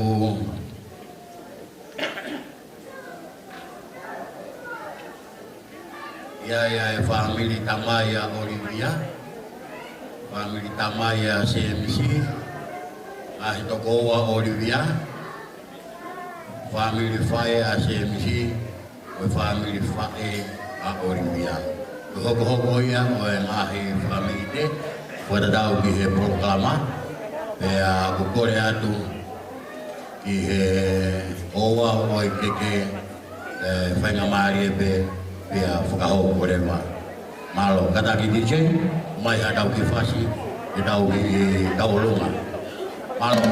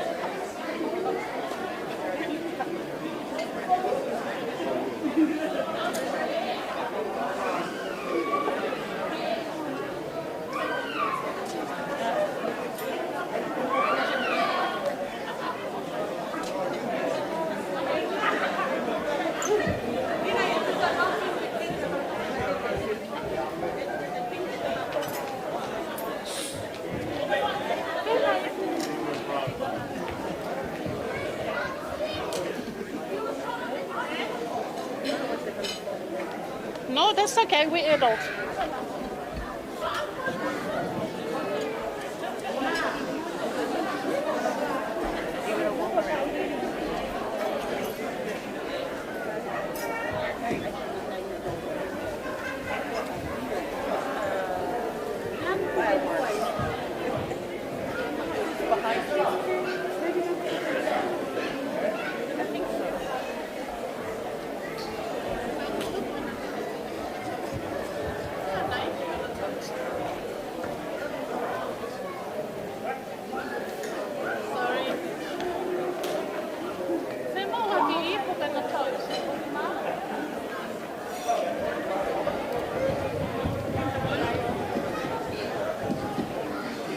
Malo pito.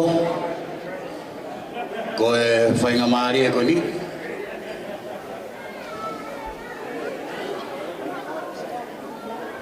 Maui. Whainga maari e koe ni ke whakatai e o wau o e keke. Malo.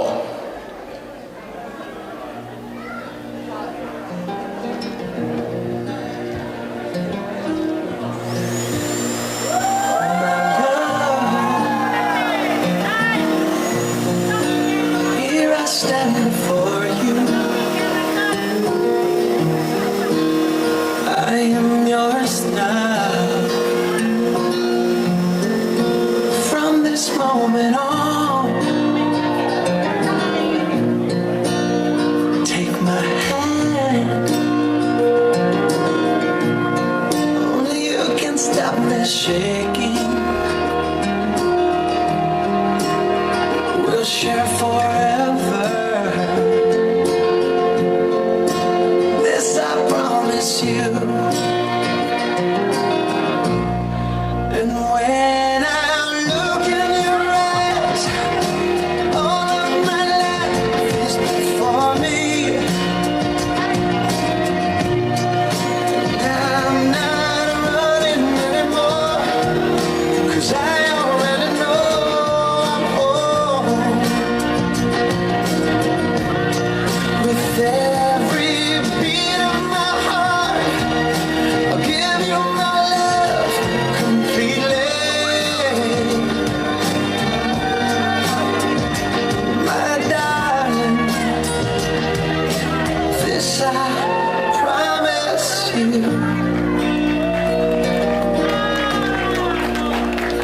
My love,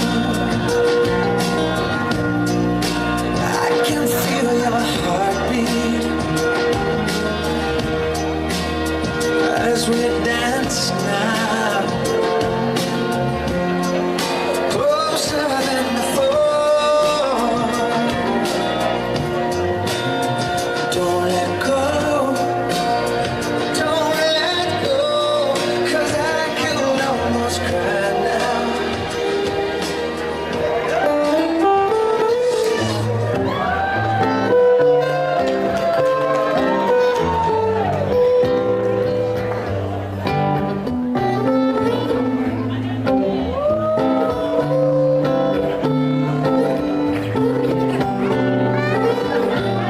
It was like yesterday when I held your hand under the city light, dancing the night away as I gently stayed beating heart, thinking with this spirit that I found my perfect melody to my song. That's when we came.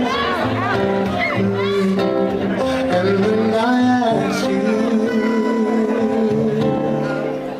have you ever sat and wondered why the birds sing, or how the sun leaves on horizon and comes back again? I can see how we don't have that picture perfect kind of love, but I know one thing, I'm in love with my best friend.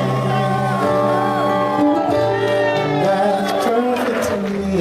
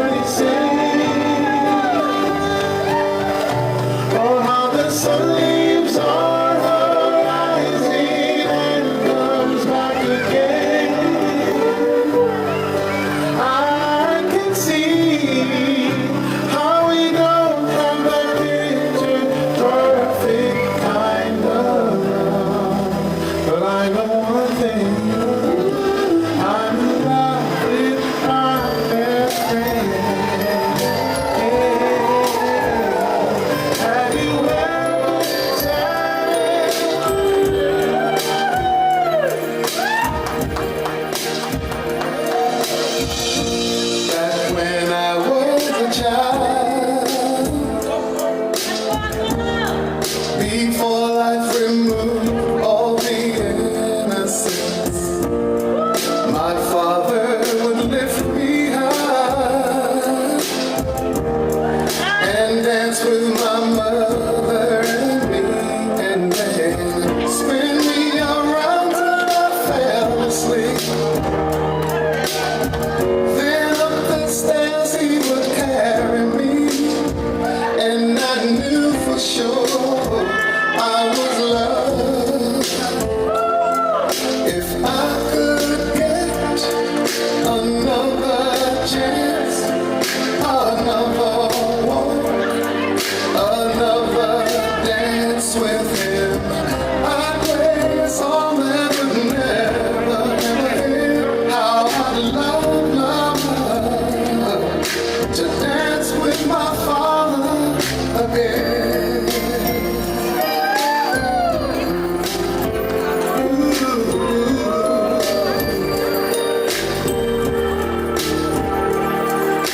When I and my mother would disagree,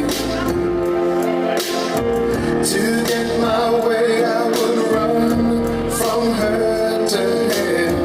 He'd make me laugh just to comfort me, yeah, yeah. Then finally make me do just what my mama said. Later that night when I was asleep, he left another under my sheet. Never dreamed that he would be gone from me. If I could steal one final glance, one final step, one final dance with him, I'd play a song that would never, ever end. 'Cause I'd love to dance with my Father again. Sometimes I'd listen outside her door, and I'd hear how my mother cried for him. I pray for her even more than me. I pray for her even more than me.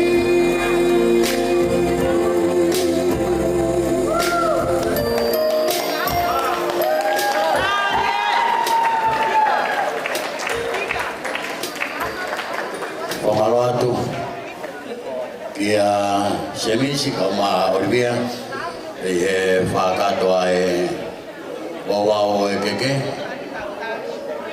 e aku tau tui ko tau pe ko e mo me ni ti whakamawhana e ni mo me ni ti whakawhiawhia ke ti tau tolu kan ko tau pe ki hono lalanga o e whamiri o e tamai o iki kau maa e kau nanga koe ni. Amanaki pe semisi kau maa Olivia e mo ke mana tu furoga mai ki he au marao pito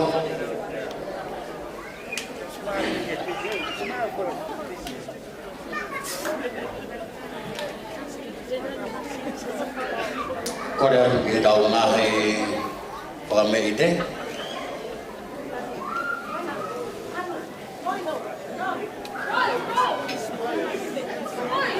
ke kata ko teu teu ame mua i e hiri ange pe a e mau pia mo e kakato e whatamia o e hauani pia teu teu mai e ngahi whakamite.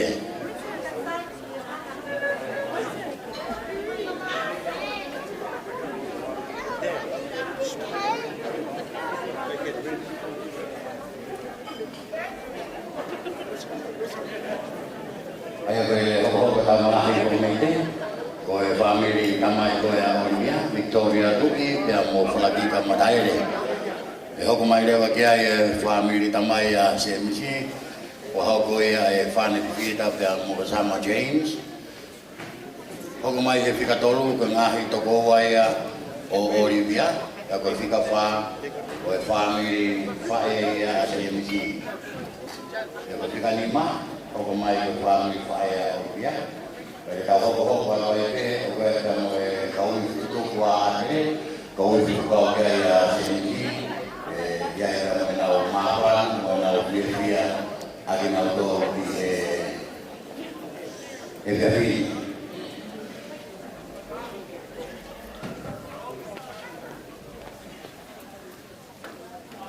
kata dibikin o dapat bahwa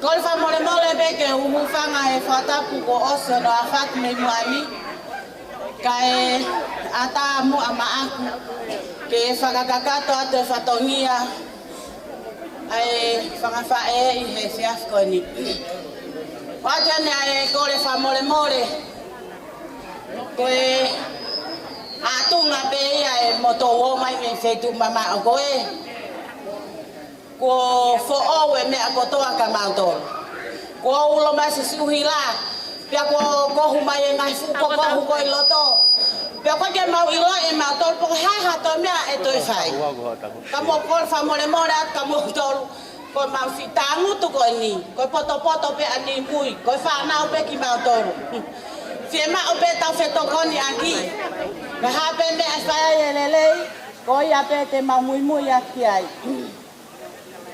pa mole mole atu he fononga tu ako ni na mau fai pe ki yoko me he tau ko osi pe mau fetala no aki pe tanga fae pe mau fononga ki fonoa mama o fai haki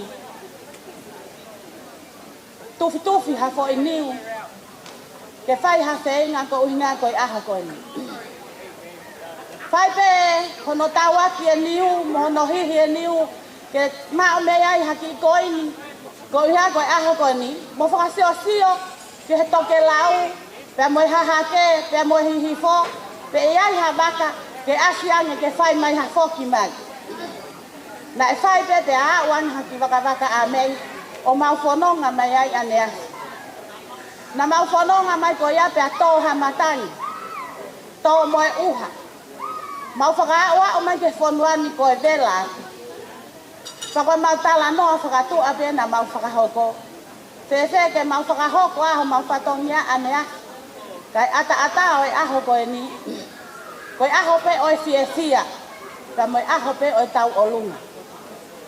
Hange ko e lau short and sweet. Ko e pehe pe o e aho ko e ni. Na mau alu rewa whakakakato to mau ki whatongia. Ane fia ka to fra o sileva ai to nga ko ni he fia fi Kataki pe whamore na ku whamata tu au e aha ko ni ko so mau ngata anga pe e. O mau ha pe mau masiva. O kai ke iloa mau tolu ya koloa. O kai ke iloa mau tolu ha pa anga. Ko ne abeng mau iloa ai. Ko ti family lo tu pe mau tu ha ke le ya. Mo whamore anji mau tolu. Kapau ngari ai ha whakamata tu au e pia koni ka mau ngata anga pe mau nofo whakawhanau pe i whaitu koni. Ko ke ulua ki o kuhiki a mai pātere o aha kona ni whakahoko ai o wau e mari. O kuhiki ake pe ia hono nau papalani te amohono sila na paanga e wase.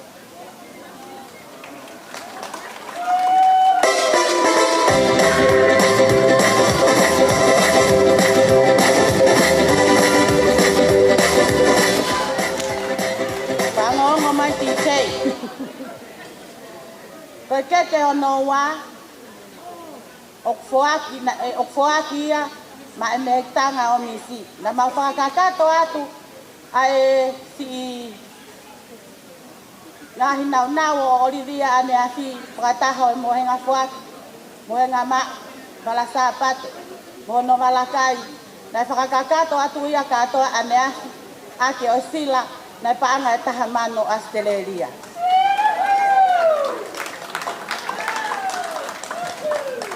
Tako keke whakaosi o e fiasko e ni.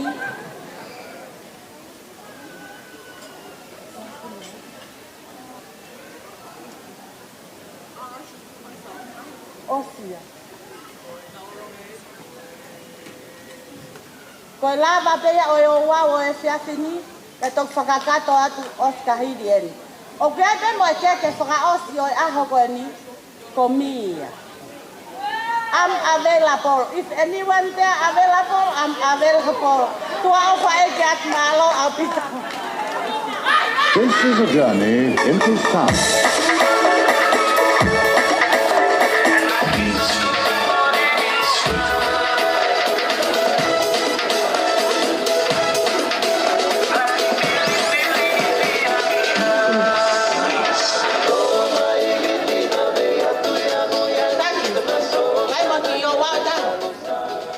Ki me tanga oli si fanga me tanga i e fias ko ni na maulava pe ania fi whakakakato me whatongia ko ni ka koe keke whaka osia o e fiafini o kuange ma whanga me tanga oli whaka malo atu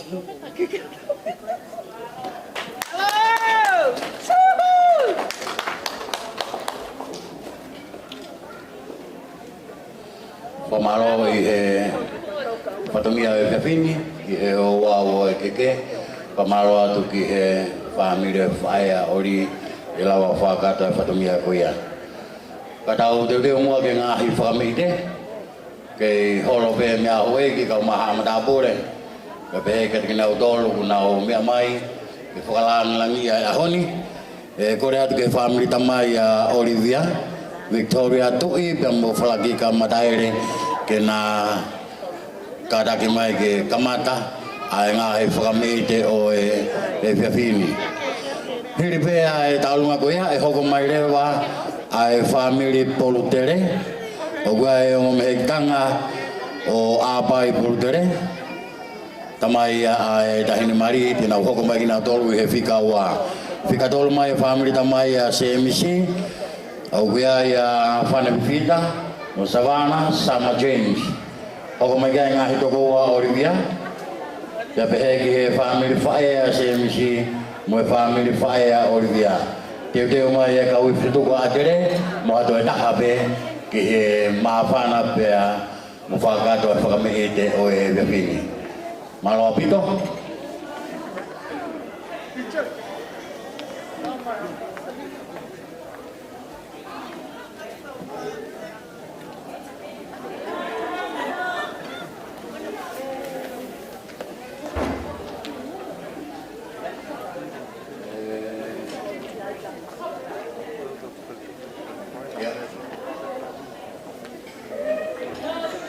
Malo, Orang yang kita aku kayak bagi para itu siapa ini kau lagi tahu kau ini kau mau hoha Olivia que mau hau se matamu amai ahoni kau kau offer mai offer mai tanga que não tahu kete Olilahi mau tolu ini pak mau ilo pe Olivia porque mau lau tuunga mau fiem taha pe me whanau koto whanau tanya mo whala ko ofa pe me melina na mau ilo i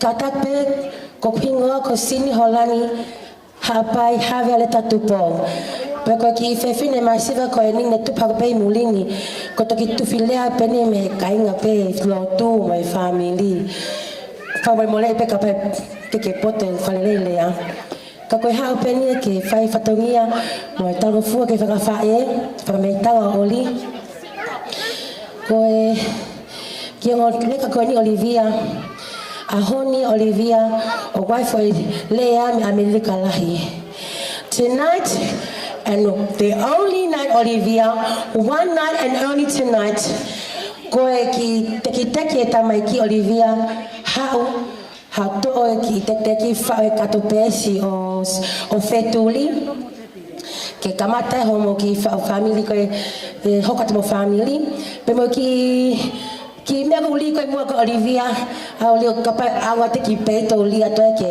hile ho makwe wei Olivia ko ia koe mo ki taunga ko ki whasi pe na hiwa e tamai Olivia apa yata kana hiwa mo mele ua por telefina na te kau hiwa a peata tu afau por tele hapai pa koe ki hiwa ke whakino ka pa hiwa kau i toa ko ia pena ne alo tuli haupo hitahi ni toa ko hotai nene ko ia ne alo lanta i mininga hotai nene ko te ki whasene kau i toa mo e utuloa koe kakamia lah Olivia kata ki Olivia langi hau kalau fua tu yang terlalu hau bukan pasiai bukan Olivia my family Olivia polutele tua tuitea Olivia polutele langue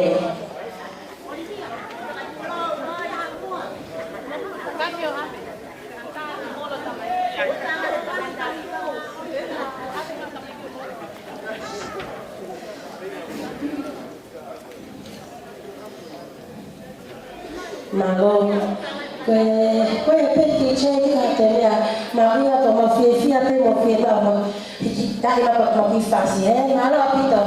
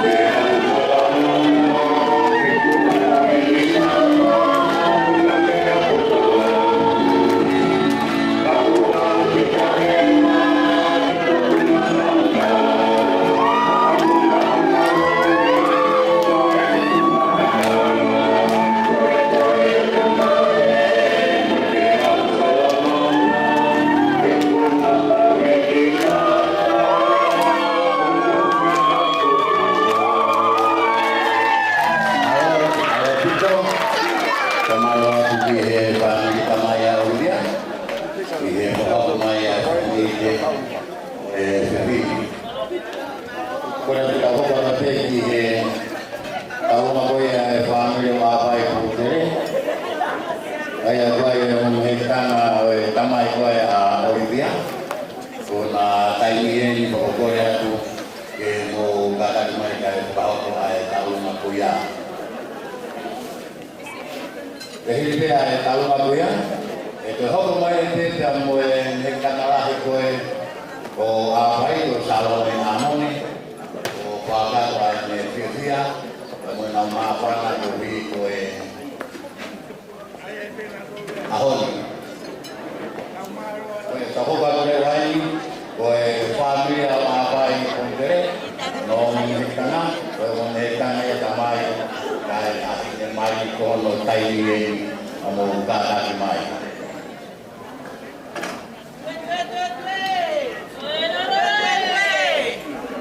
Visi.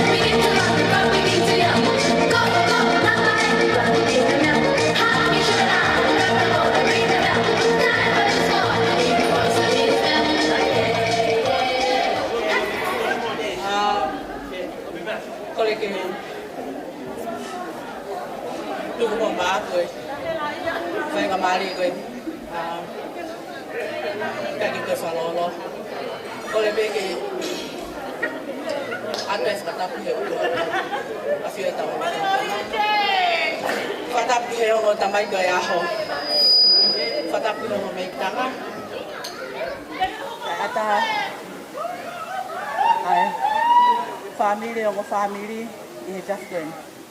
Ko ta alunga o e fiafini. Ko ta alunga e o e family poltere. Ko e lahi e no tua tueni. Ko ngo me tanga ke mo ui. Ko me tanga lahi ko ne malolo. Salome amon. Ko lutien. Te amo Maria. Na fafofonga e fiafini. Ko e ta alunga Kalunga e fiafini. Koe mo puna ulaki au songane mala poltere. Ko fina poltere. O afa ni toua ka koe o mai me niua. Mo puna wa he tafa aki. Te vita hakavalo poltere. Ava he. Selina, ma tole na ma lele mai. Ki fafofonga i a family. Neongo e ma toko si. Au kai tuka. Ko family pena e massiva. Ka loi pe family pena e fi of ofan. Ka I he fiafi ko ni Olivia pe a moe hoa. Ko mo tu tatau pe ki ate au.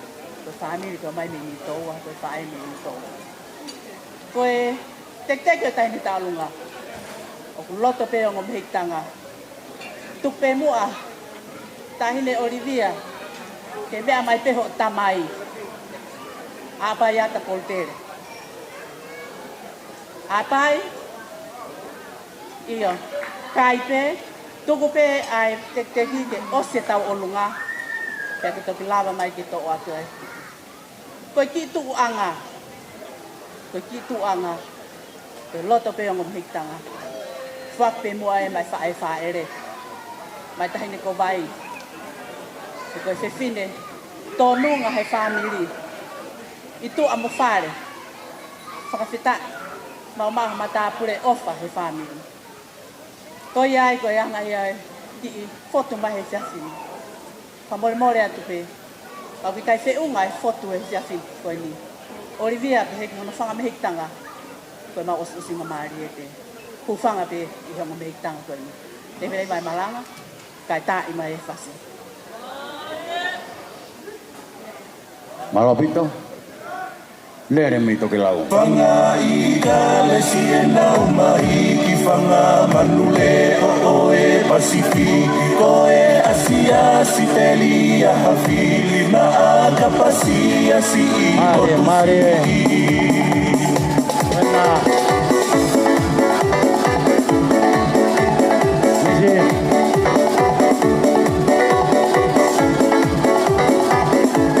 Pepe vetuku ya Olivia muy ai.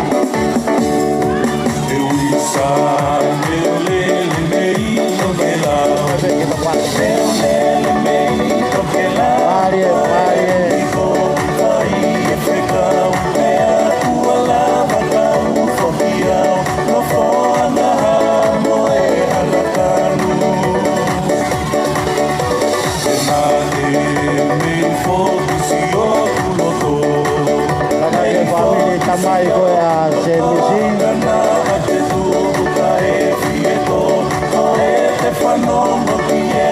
Teu ke hoko mai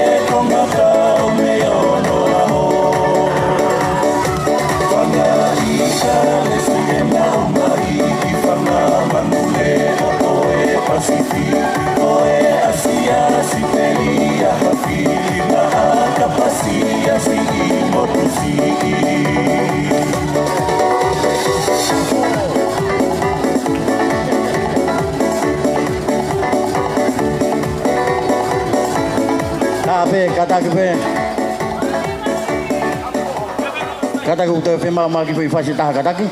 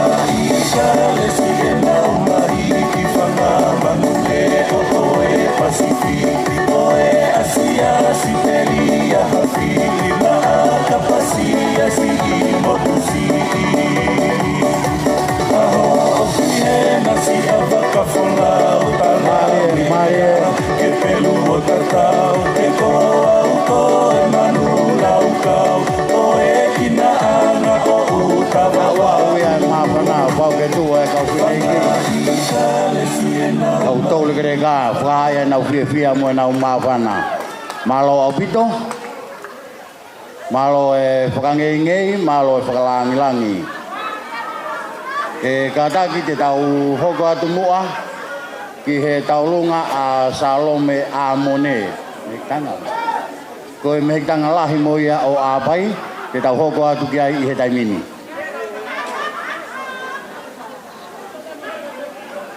tamai a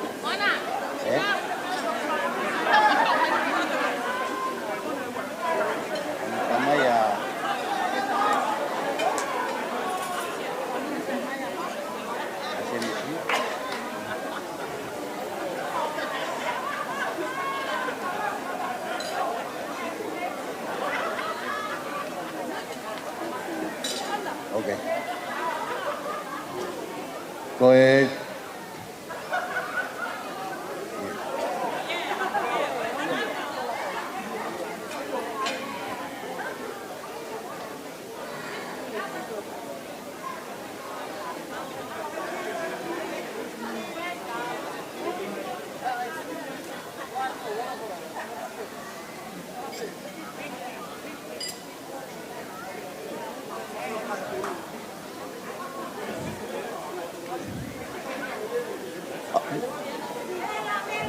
Whakawheta i ke o tua mafi, o a whio i o tau lotonga, ko e ao niu, ko i pule whakalewelewa, o i universi.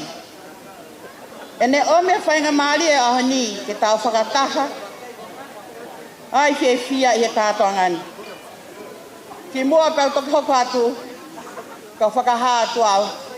Ko pingoa ko, ka ne isi lopatui, ta kai whala ki, baba, ko e tahine lahi au a Salome, ko me tanga lahi au a pai. Pakatapu. Pakatapu at ka hau eiki maha matapure, ka fofok. Kia teki tau tolu hono kotoa, pakatapu mawahe atu yang utamaiki, ko ona e aho. Mwe whau whamiri fo au, o kumu whakahoko e aho ni, o kuatoa e mau tala monu kia teki maua. Ka ata mo ki whina moto atu ani. Ke whaka watu mau whatongia. Tuunga he ofa mo e manatu ke mau whae. Whae masiwa ko Salome Amone. Leonga kore mamao atu. Hei kai ngalo ia te ki mautolu. Tiene whai whatongia. Aia kon hei tangalahia. O apai. Tahine. Tamai tahine mali. Koe ki tālunga a manaki ke whakahoko atu, koe whakawhiawhia, pe ia ke te koe Olivia, mō hoa o whanga. Ke whai ai, he neongo koe, o whai pe ia he on ki moko puna o Salome. Kātaki, Olivia, ka ke silawa mai o hui, ai teki o Soraya, ke kumi aki hau fo i lore.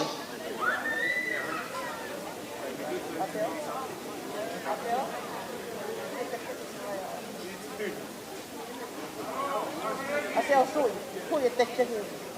Ateo hui e teki Soraya.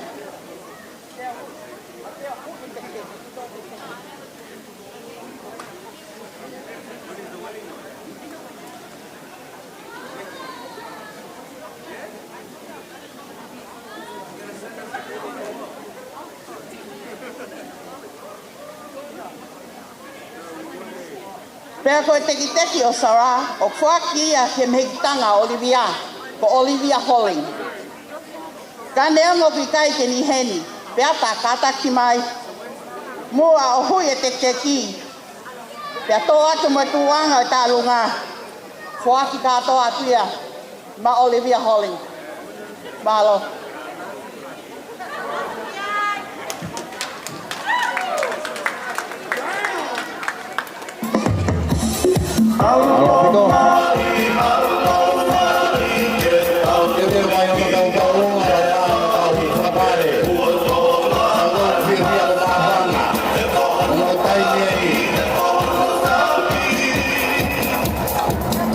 Talungan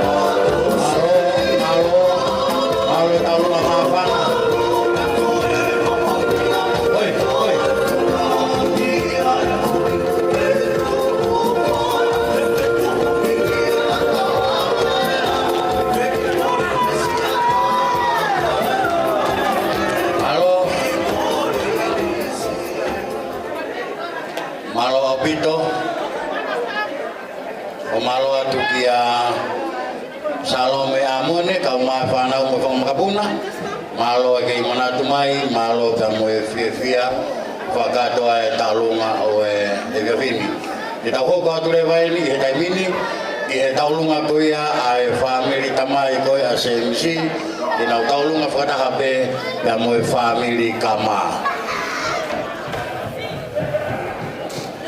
oku fia pe ai family kama ia kena kau kota mai pe mo mudandina kau mai family o Alexio e na welo pe ko tu ngava e kina dolu o family tamai ko ia asemsi kokole ke ufana inga fata pukotope ko afaki atu I hau fangani ta ke whakahoko atu ai whatongia o kutu I o mau hao haonga. Ko e tau olunga ko ni, ko e tau olunga eni ai whamili o se misilang. Kau I heni, whanamo whangamapuna o aloisia kama. Ai se alangi, kau I heni mo loto aniu.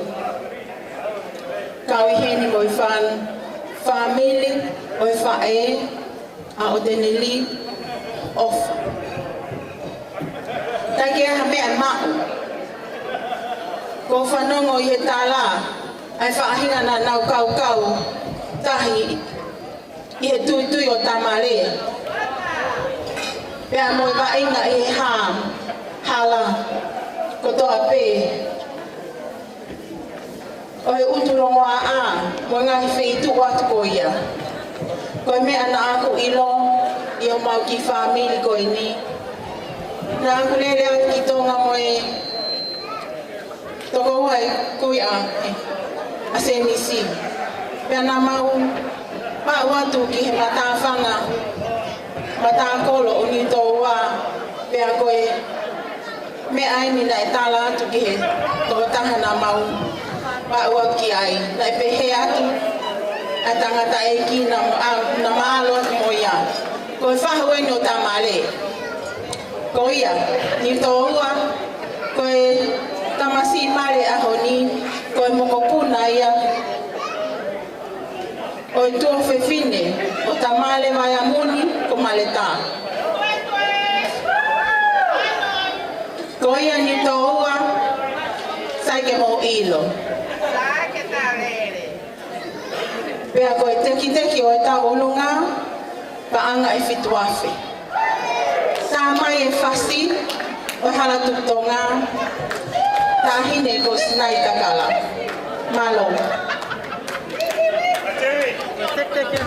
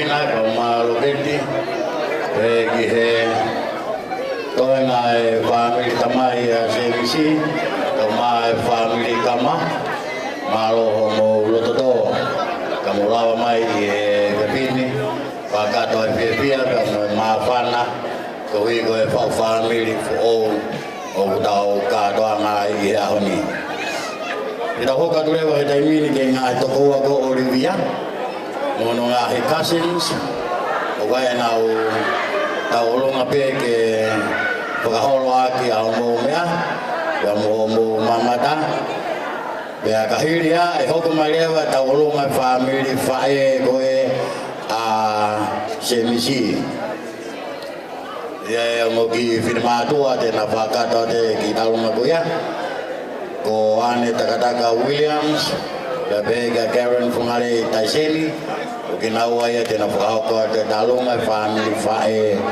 a semisi kore atu ki he kau tahine whanunga kona hei toko wa o Olivia mo kadake mai ke whakahoko ai whakamita e wadani malo. Good evening again, ladies and gentlemen. Talofa and kia orana. It's a little item from Olivia's little sisters and little brothers.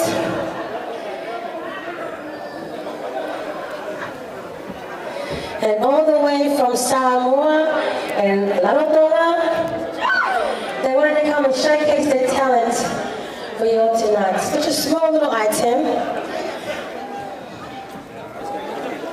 Bavia and Olivia and Feduli, Langi, we want to send you our warmest, gracious love to you both on the new journey to your embark on this new journey of your married life. And look at these little faces. See Olivia, anytime you need any help, these are the girls who ask for help. Hopefully in a few months' time, we have good news. Anyway, DJ, please play our song. Thank you very much.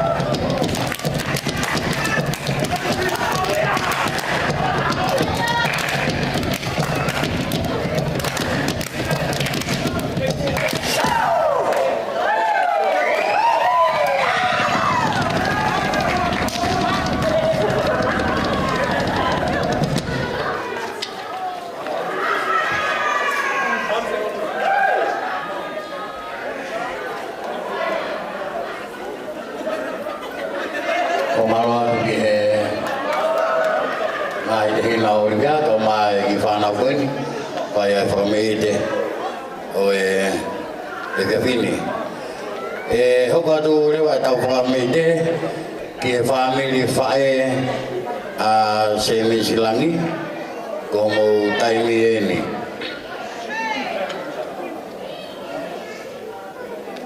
E kataki mai e kauwewhine whauhunga i mai e baby Anne Takataka Williams kau ma baby Karen Fungalei Taisini o e mo whine madu aia tena whauhunga tu ai tawalunga me he family whae a se misi pea hange koia ko mo me ai koe ke lawa mai e whae a se misi ki ahoni ka kutu mai pe hono loto o heni pe hono lau marie pea heni pe pe mo e whanga whae ka mai whanga whae tangata ke pōpōwa tu pe se misi ki he whau family pea mo e langa whare o ku whai.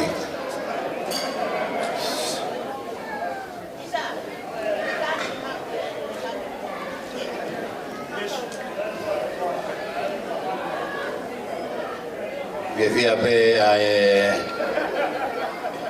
familia e whai a semisi ke Naomi pe o whai ha whameite atu semisi ka uma Olivia pe kia ha me ai e moua ko e tau olunga atu pe mo e fia atu pe ko wi ko e whau family ua mo whai i ahoni.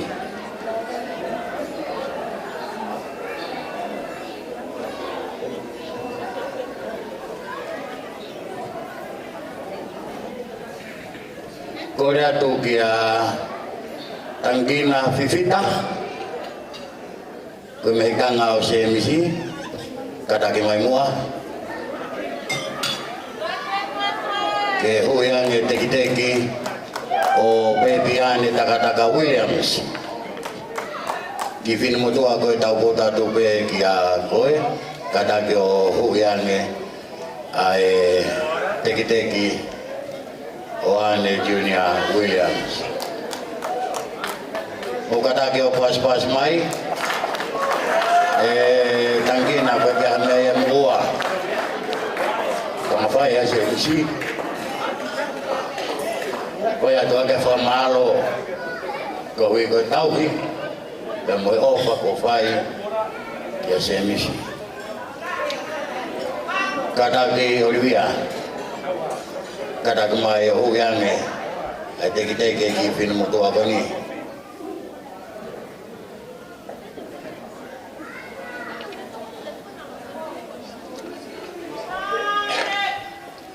nengo pe masiwa ia pa mea ke pou atu ke whau family whai atu pe mua nā tokoni atu au ngatu ke helanga whare o whai wa more ami nisi i kau kai lau esi i mo fia pe ke maudolu ke lave atu ke whau family o ahoni malo pito mo mea toa me tanga ia kau mau Olivia mea mai ka mau whameite atu whawe atu ngā hiwae kau mai whangawhae tangata se misi mo kataki mai ki loto whai ha whameite ki a se misi malo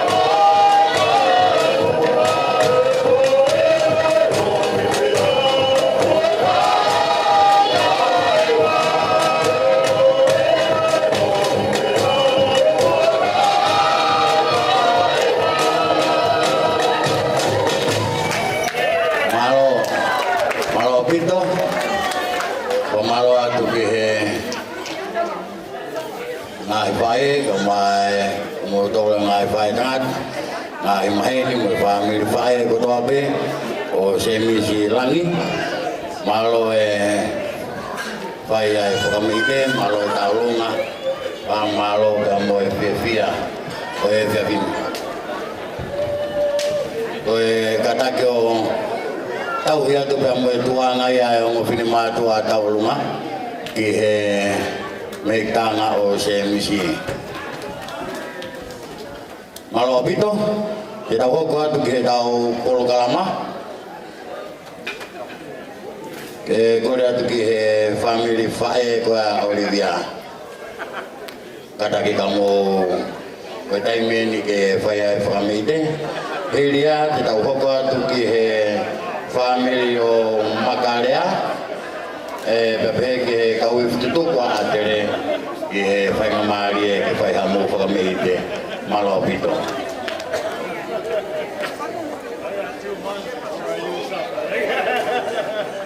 Fatulawa tu pe hau faga taranga te kita fai kitoa ora ke usanga tu pe ngai tala fakatapu wa faki mai kuani kata mo ku ke fai haki pasi ke fai fia Olivia kama ono mo fanga e fia fiko ini oli e ka me ma que as minhas pegam que mandam para fazer massiva que fala. Também que cuco com mau, que ngata ngapeia.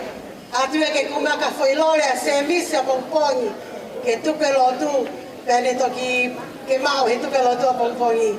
Pela hia que tá longa e a fazer a Olivia fez uma panga e wafe malo. Malo atu que o ai kau mai dia mai family fai Olivia ki family de kata ki DJ tu ko mai fasi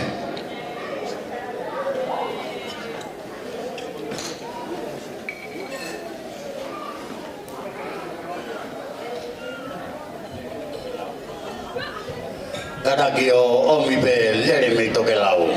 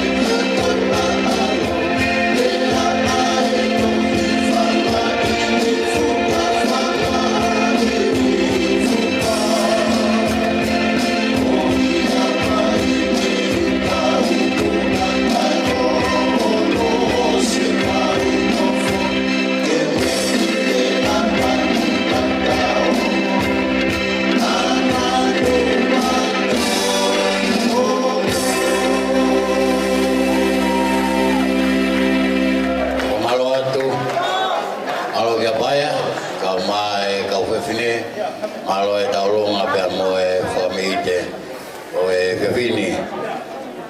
Kata kita tahu.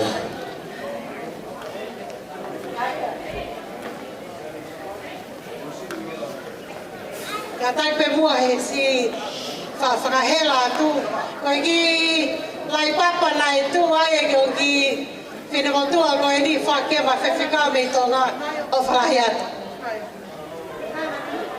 Malo, kau kita ye whakalangilangi. Tau hoka turewa ki he taulunga koe family o Makarea. Te nau whai atu ai ki taulunga i he Gavini. Malo apito.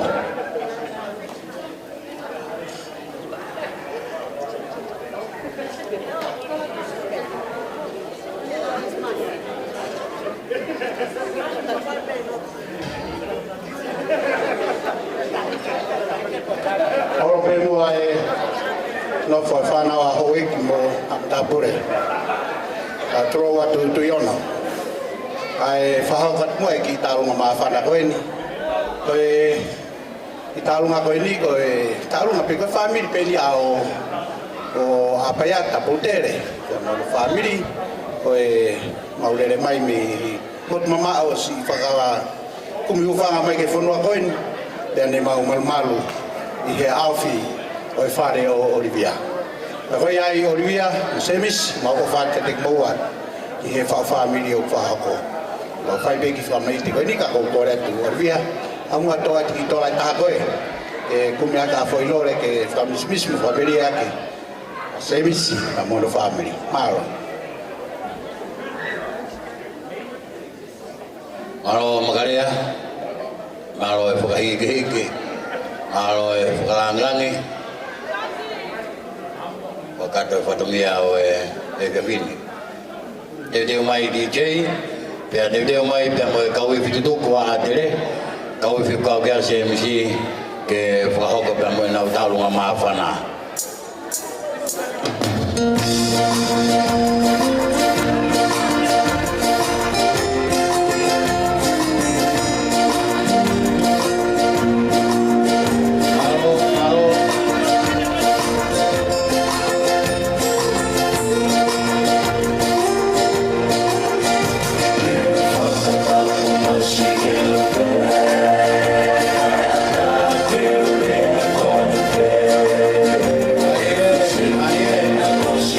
Yeah.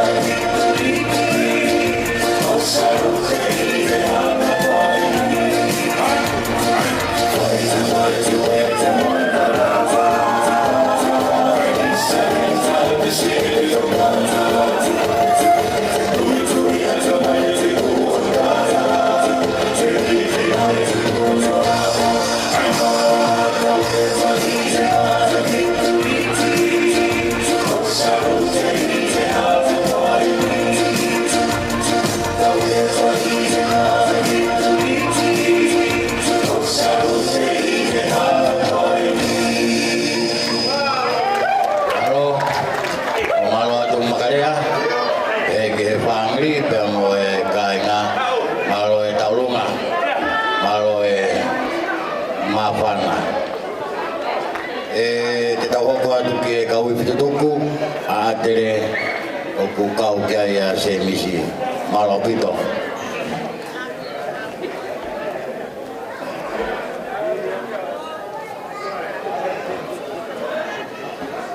Tau kau ke whamalo ia, tamai aro, rau maria, kau e kai rangi nā, kau mu mamang kuripe. Numu ake whaituro wat, tala kata whanua palamarot, a tau mo e batua koeni, e whau whangai ate, a kau wifi tutoku, ka wifi rora toa, ai mate mātoa. Se miska Bolivia, ate pamaro rahia.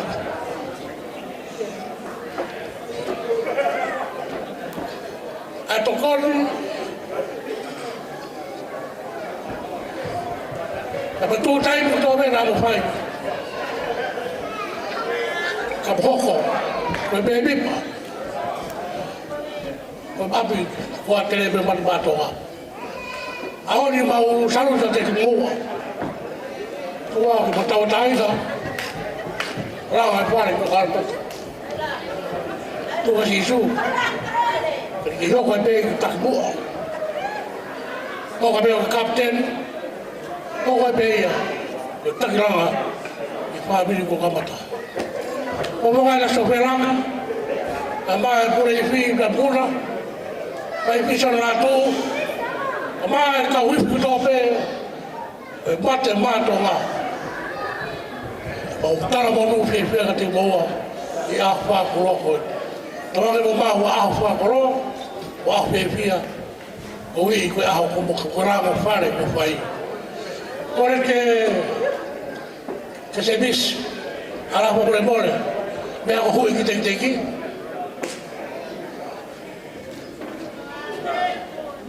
Ko panga wafu.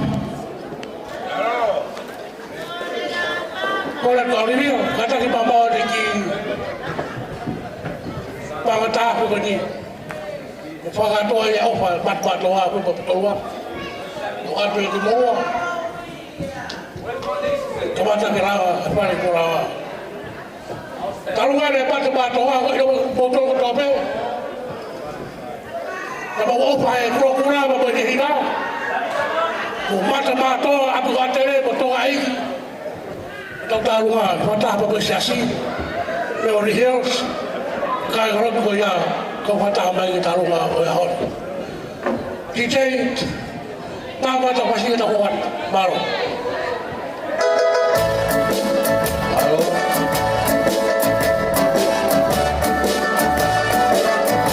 Maro ke whai, mai kawiwi, ke tau ako tutuku, o e korista maa,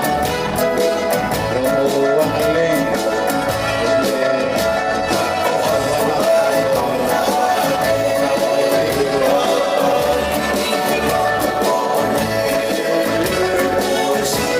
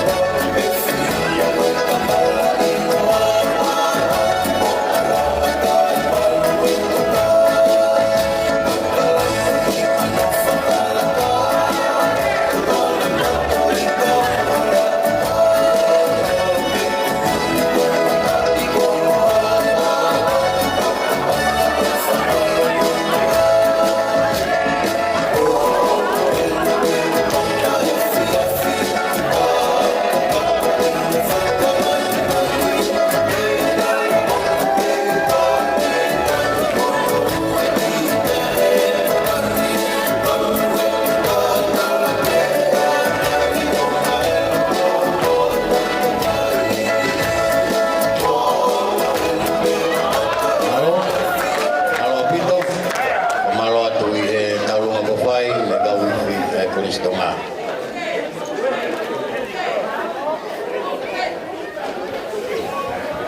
Whakatai peki he ki ko e whainga maari e ko eri. Ko kuhinga ko pere o ua porotere. Takai whala ki whotuhaa kia si mo te whinau, pere ua porotere whinau. Ko lawen ko tāpuaki, niongo ko whai a ere a whahai o e tamai a Olivia porotere. Ka ko puke pe whainga maari e ko ni.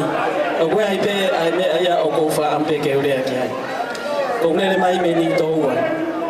Whanau i pēau i ni tō ua. Ko tamai me niwa fo'o. O hene ua me hektanga o keilo ui. O hike ate me hektanga lai taha. Heng pe mo whamiri. Kana mau tupu ni tō ua pe. O kua pe whahamu whawhiawhia heni ko whiroha ki mo e kau kama. Mo mahen lere pe unau api mua i a mako. Ko kataki pe ai o whahu. Pe whoki ke whamiri aiki o Semisi Langi.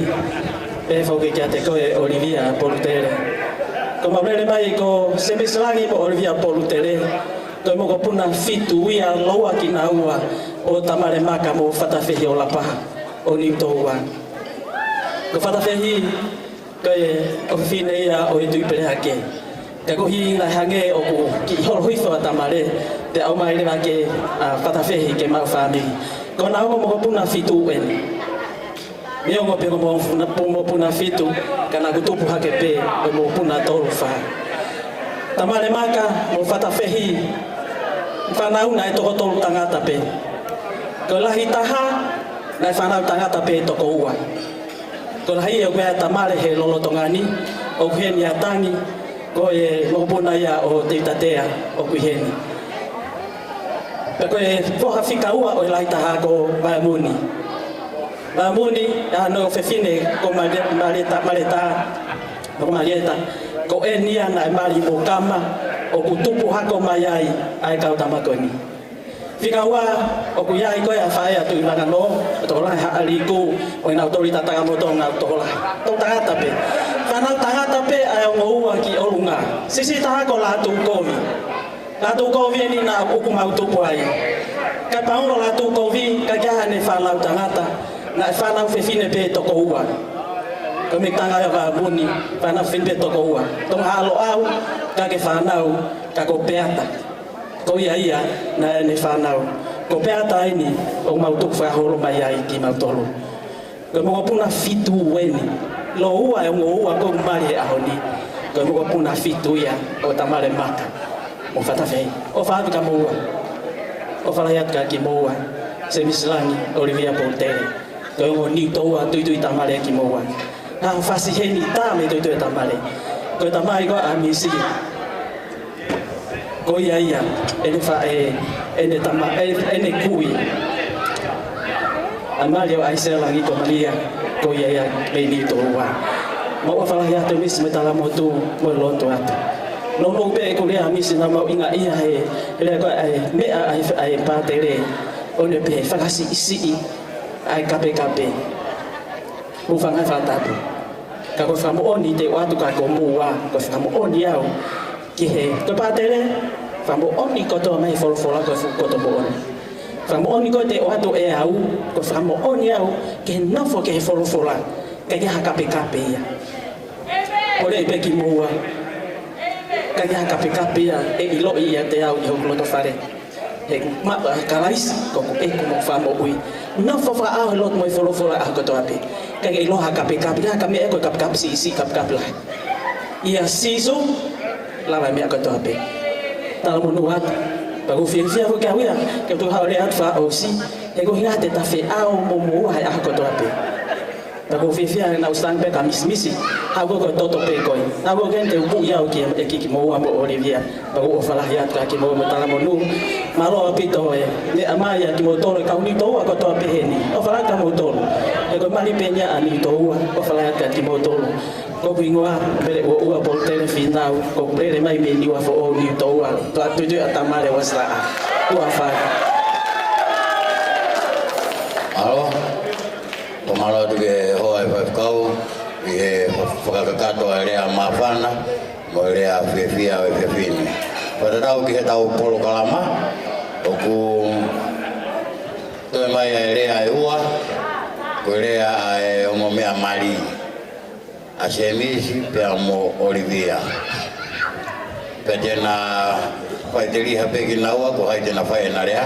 A kore atu ki mua, ke mo kātaki mai, ke whakahauko a rea ko ia i he taimini.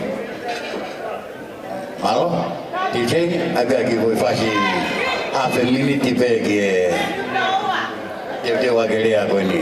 Malo.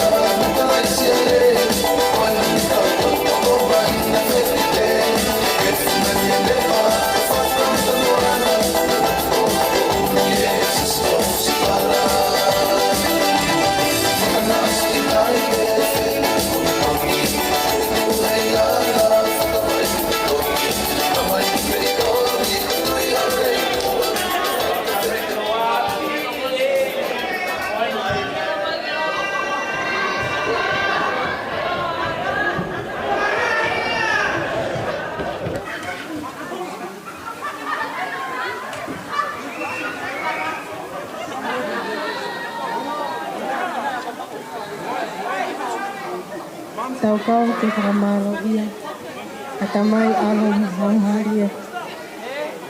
Sai koe o ke kai toko.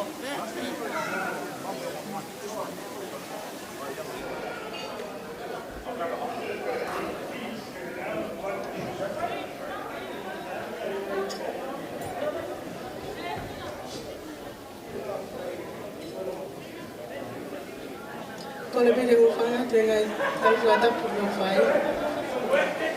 Ka tau mamua o ke whanga ki rea whamaro. Nā hiki e bulea he ku telefoni. Ka was mate telefoni, so I'm just ringing it at the moment. Hiki a mea aku e whai ki rea. Mai whakamaro pe, mai whawhetai ki e iti. Kau hika nea, kau ne ofa, mo ne tauhi e tanga he mohui. Tau asia mai a moeni. Whamaro atu kia te kumotoru hanu kotoa. Mula mai a hoko ina. Ke whawhiawhia ki maua mo se misi a honi. I'd like to thank my co-workers at the back over there. Thank you for sticking.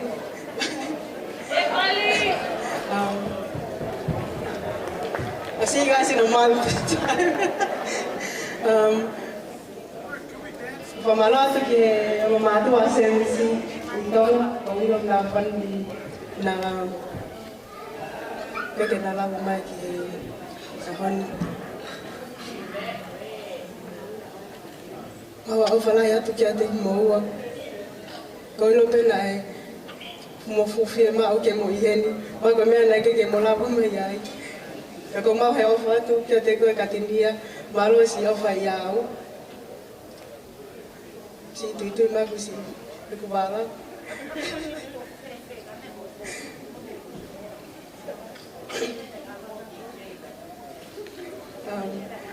Uma o whalai atu ke whamiri e whanga whae. Mamo ofa, mamo mo tau i au, mahani. Mo whamiri e kutamai. O whalaha tia te kumotoru, o whalaha tia Olivia Lahi i Kānata.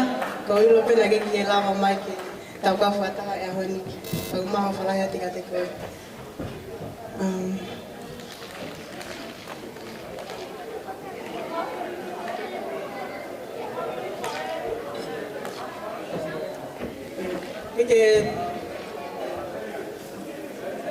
Ke kou whamaro ati a te ki moitoro no kotoa ke lauhingoa nā tō hataha. O whape ke tawange ki angi o toa o whawhon o mungahi aianga mea mungahi. Korona mole e te mawa e ana. Ia malaka tatawa.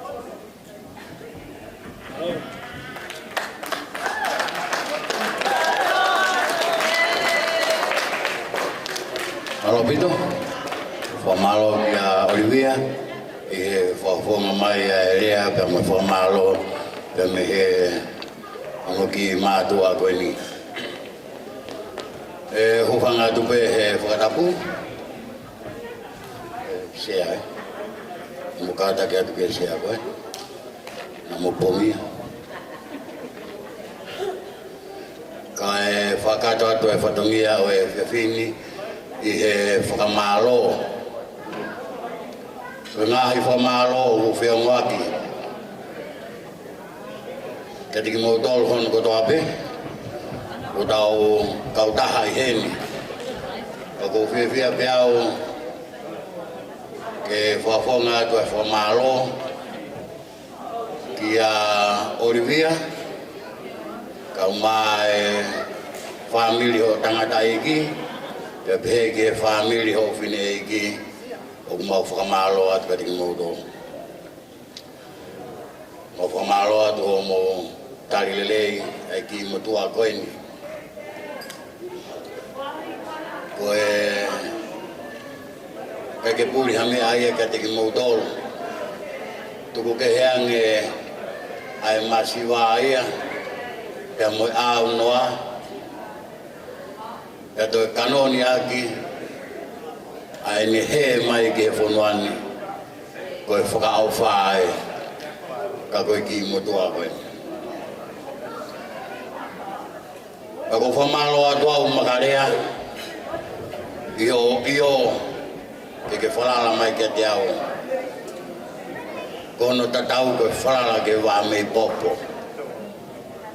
E tala e hae ku te tū e ua e whanuani. Ka ku whai pe ia I he ofa. O ku whai pe ia I he lau maari le rei. Ka ku hinga ia o whakamalo atu koe ni. Wharawangi. Ke hoko e whau whamiri koe ni. Ange koe ni tau kamata aki. Ko tau mata ia whakamu ia o tua I ho tau loto ma. I tau whiohi, I tau whiawhia. I tau whikau agi, mo tau whiofa agi. O ku tau amanag le rei. Hoko mai ai whakamu ai eki I a sisu karai. O ki tau tolu, toko ni ki tau tolu. E pirikimi ku tau whai mi taimi ki itali.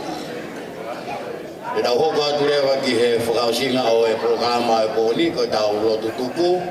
Ko whawhei he ni a tangatai ki whai whakau. Whai whakau si mo te whinau ke kata ki mai ke whakakakato a e tau lotu tuku o e whiawhini.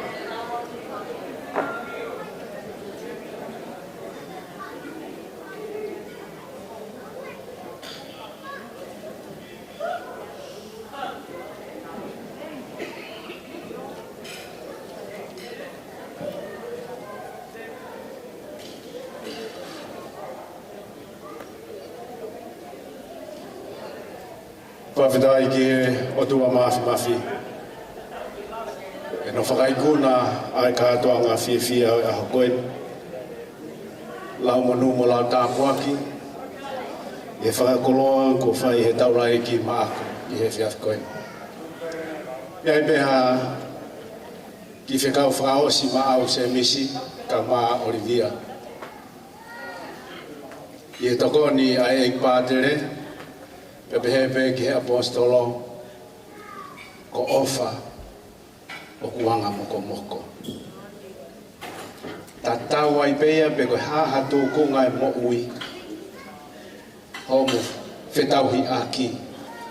Ko mamani eni e iai e tōnou nou. Ka koe taimi koe o e tōnou nou.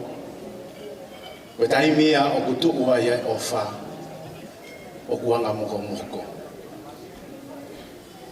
Pea ko si su tene whai hono whakakakato a e tōnou nou kotoa pēr. I ho mo whetauhi aki, ko I waifi pea mo huse pāniti. Whatawange ki he lau Maria o tua. Kene whai tāpue kina ki moua e ofa ko ia. Nā au ki he mate, ke I ofa pē. Pea koe tau whe ofa aki, he na ura ki ofa mai ia kia ki tau tolu. Ko kore pea kia ki maua, whataha pea moe ngā he whamiri ko toa peo kunau mea heni. Ko ofa, o kuanga moko moko, pe ko hono ai e taha, o kuika ke ita ofa ia. Pe ko whalotolahi pea e apostolo, sai peke ke ita, kauana ke anga halai. Pe awana tuku ke toe laa, o kuke ke ita. Wenga maheni o nofo family, ka loto mamahi pe waifi,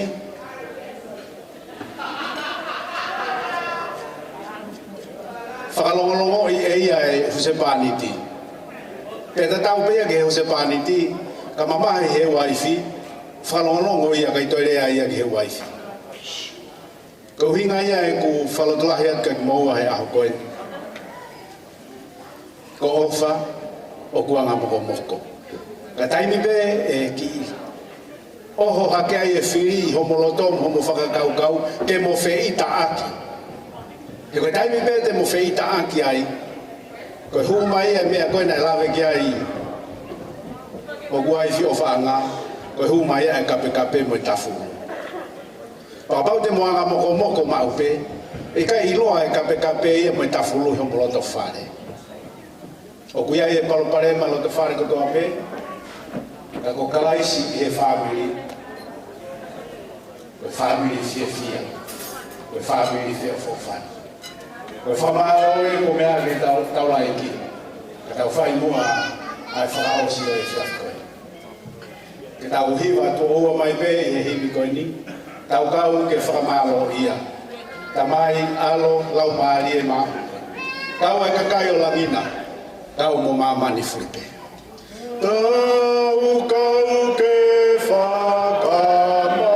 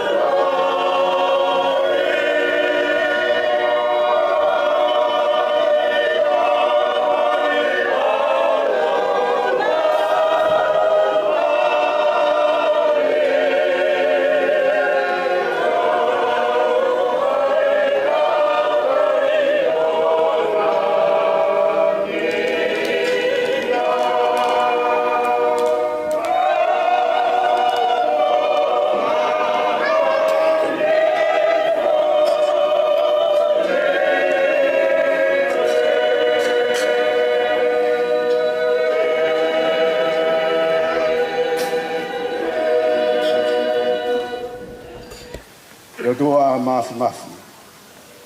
Mau kau whakataha pe moe sa me kua mau hiwa aki. Koe mau lea pe ia mahalo sisu. Whakaikuna ai kātoanga fia o e fiafkoen. Mau ikuna pe tuunga i ho o ikuna. Oku mau whakamalo i he lau maari o e fia. Lau maari o e whiofofan. Lau maari o e whikoe i pe moe merino. Kuke whakakoloa aki ai kātoanga e fiafkoe. Koe lawa e ai kātoanga, ka wikai te mau ilo i toi ngai halafono. Mau kau whakataha toa moi punake e sisu ka takimu ai afiona e kai he ho mau whanonga. Si whanonga e a se misi pe mo Olivia Langi o mau hiki pe hapai atu ia ki loto tatauna. Taki whanonga pe mu ai afiona. He koe whiri o ku tuu mei he. O ku ifo e ne sio i mai. Mo ne wakai mai, tau te fito ki haongo ki talavou moha fine mui. O ku whau whamiri ke nofo atu ki he eiki. Eiki o ku mau kau kotoa ai ngahi whamiri. ka inga ngahi kupu whekau aki. E hiki e whelaulau e whakawhetai mo e whakamalo e mauikuna e kātoanga o e whiawhikoi. Amanaki e ke maututuku koe po e kune unuaki mai. Ka ku mau kore ko koe peia i kai hatoi tau. Whamoni e sā me ko koe peia si hova ai tau hisipi lelei. Tau hiange ki mau tolu. Mo ki nau tolu na si folau mai meitua pureanga. Kau mai ngahi state kehe o Aseriana. Mo ngahi feitu kehe ku nau mea. Amanaki ke nau mea e o tua mafi. Mau whakawhei ho lau maari e maoni oni. Malu mo ui. A ki nau tolu e ngahi whakauri. Te ave hao. Ki ho nau ngahi mea anga. E ki ka ku mau hapai atu e toi ngai hala whanonga. Ke taki mua whanonga pēa e awhio. Wai tāpaki na iki ho taula iki. Te moi mana wā kuoto. Whatawange o toa. Ngahi ako naki kutoa pē. Ni he eki pātere kau maa ki nau tolu. Nau whai e wharei. Te moi whakalotolahi e hala whanonga. Ke aonga aki. Te whakatou katea e tūtū i te moi tānaki. E o tua mafi. O e mau lotu mo e mau kore. Ngau hiange e ke toinga e mau mo ui. Ka mau ka au sia e krisimasi. Ke mau ha krisimasi ke fia. Ka koho fina ngalo ke mau tōta he tau whauna. Ke mau au sia ha tau whau ku whonu keresi ia. E o tua mafi a whei tau lalo a e a whion. I whoa ki mei langina ha keresi moha tāpua. O tufa ia ke whonu koto ai e whakataha angani. Eiki mea kutonu ke au sia he lotu vai vaini. Whakakakato lotu mai e a whiona mei loto lana. Whai a me langina eki ho mau whakakoloa, whai tāpekina pia whamonu ia, mau kore kātoa ngahi tāpua kini, i he hua whao sisu kalaisi, koho alo, ka koho mau eki mo whakamo ui. Me koe keresi ho tau eki ko sisu kalaisi, o whalahi ai o tua koe tamai, e moe whiohi o lau maari e maoni, o mou ngahi alo o wha, loto ia he whakatahani, o wa bena hiri kai whaipeo tae ngata, amen.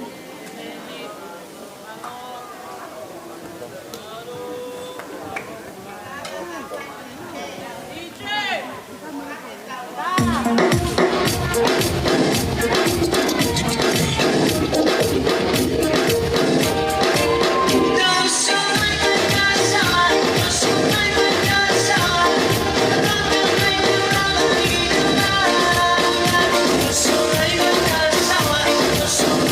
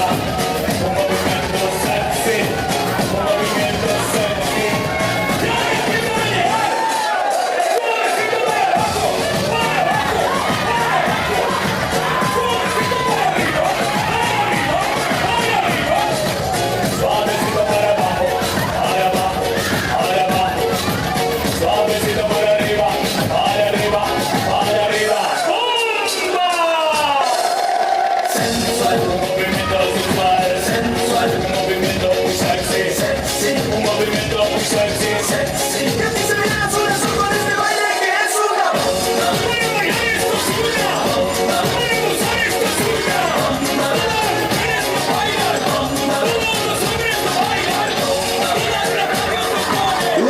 Rock it up, move it to the massive and move for real. Come on everybody, come on everybody.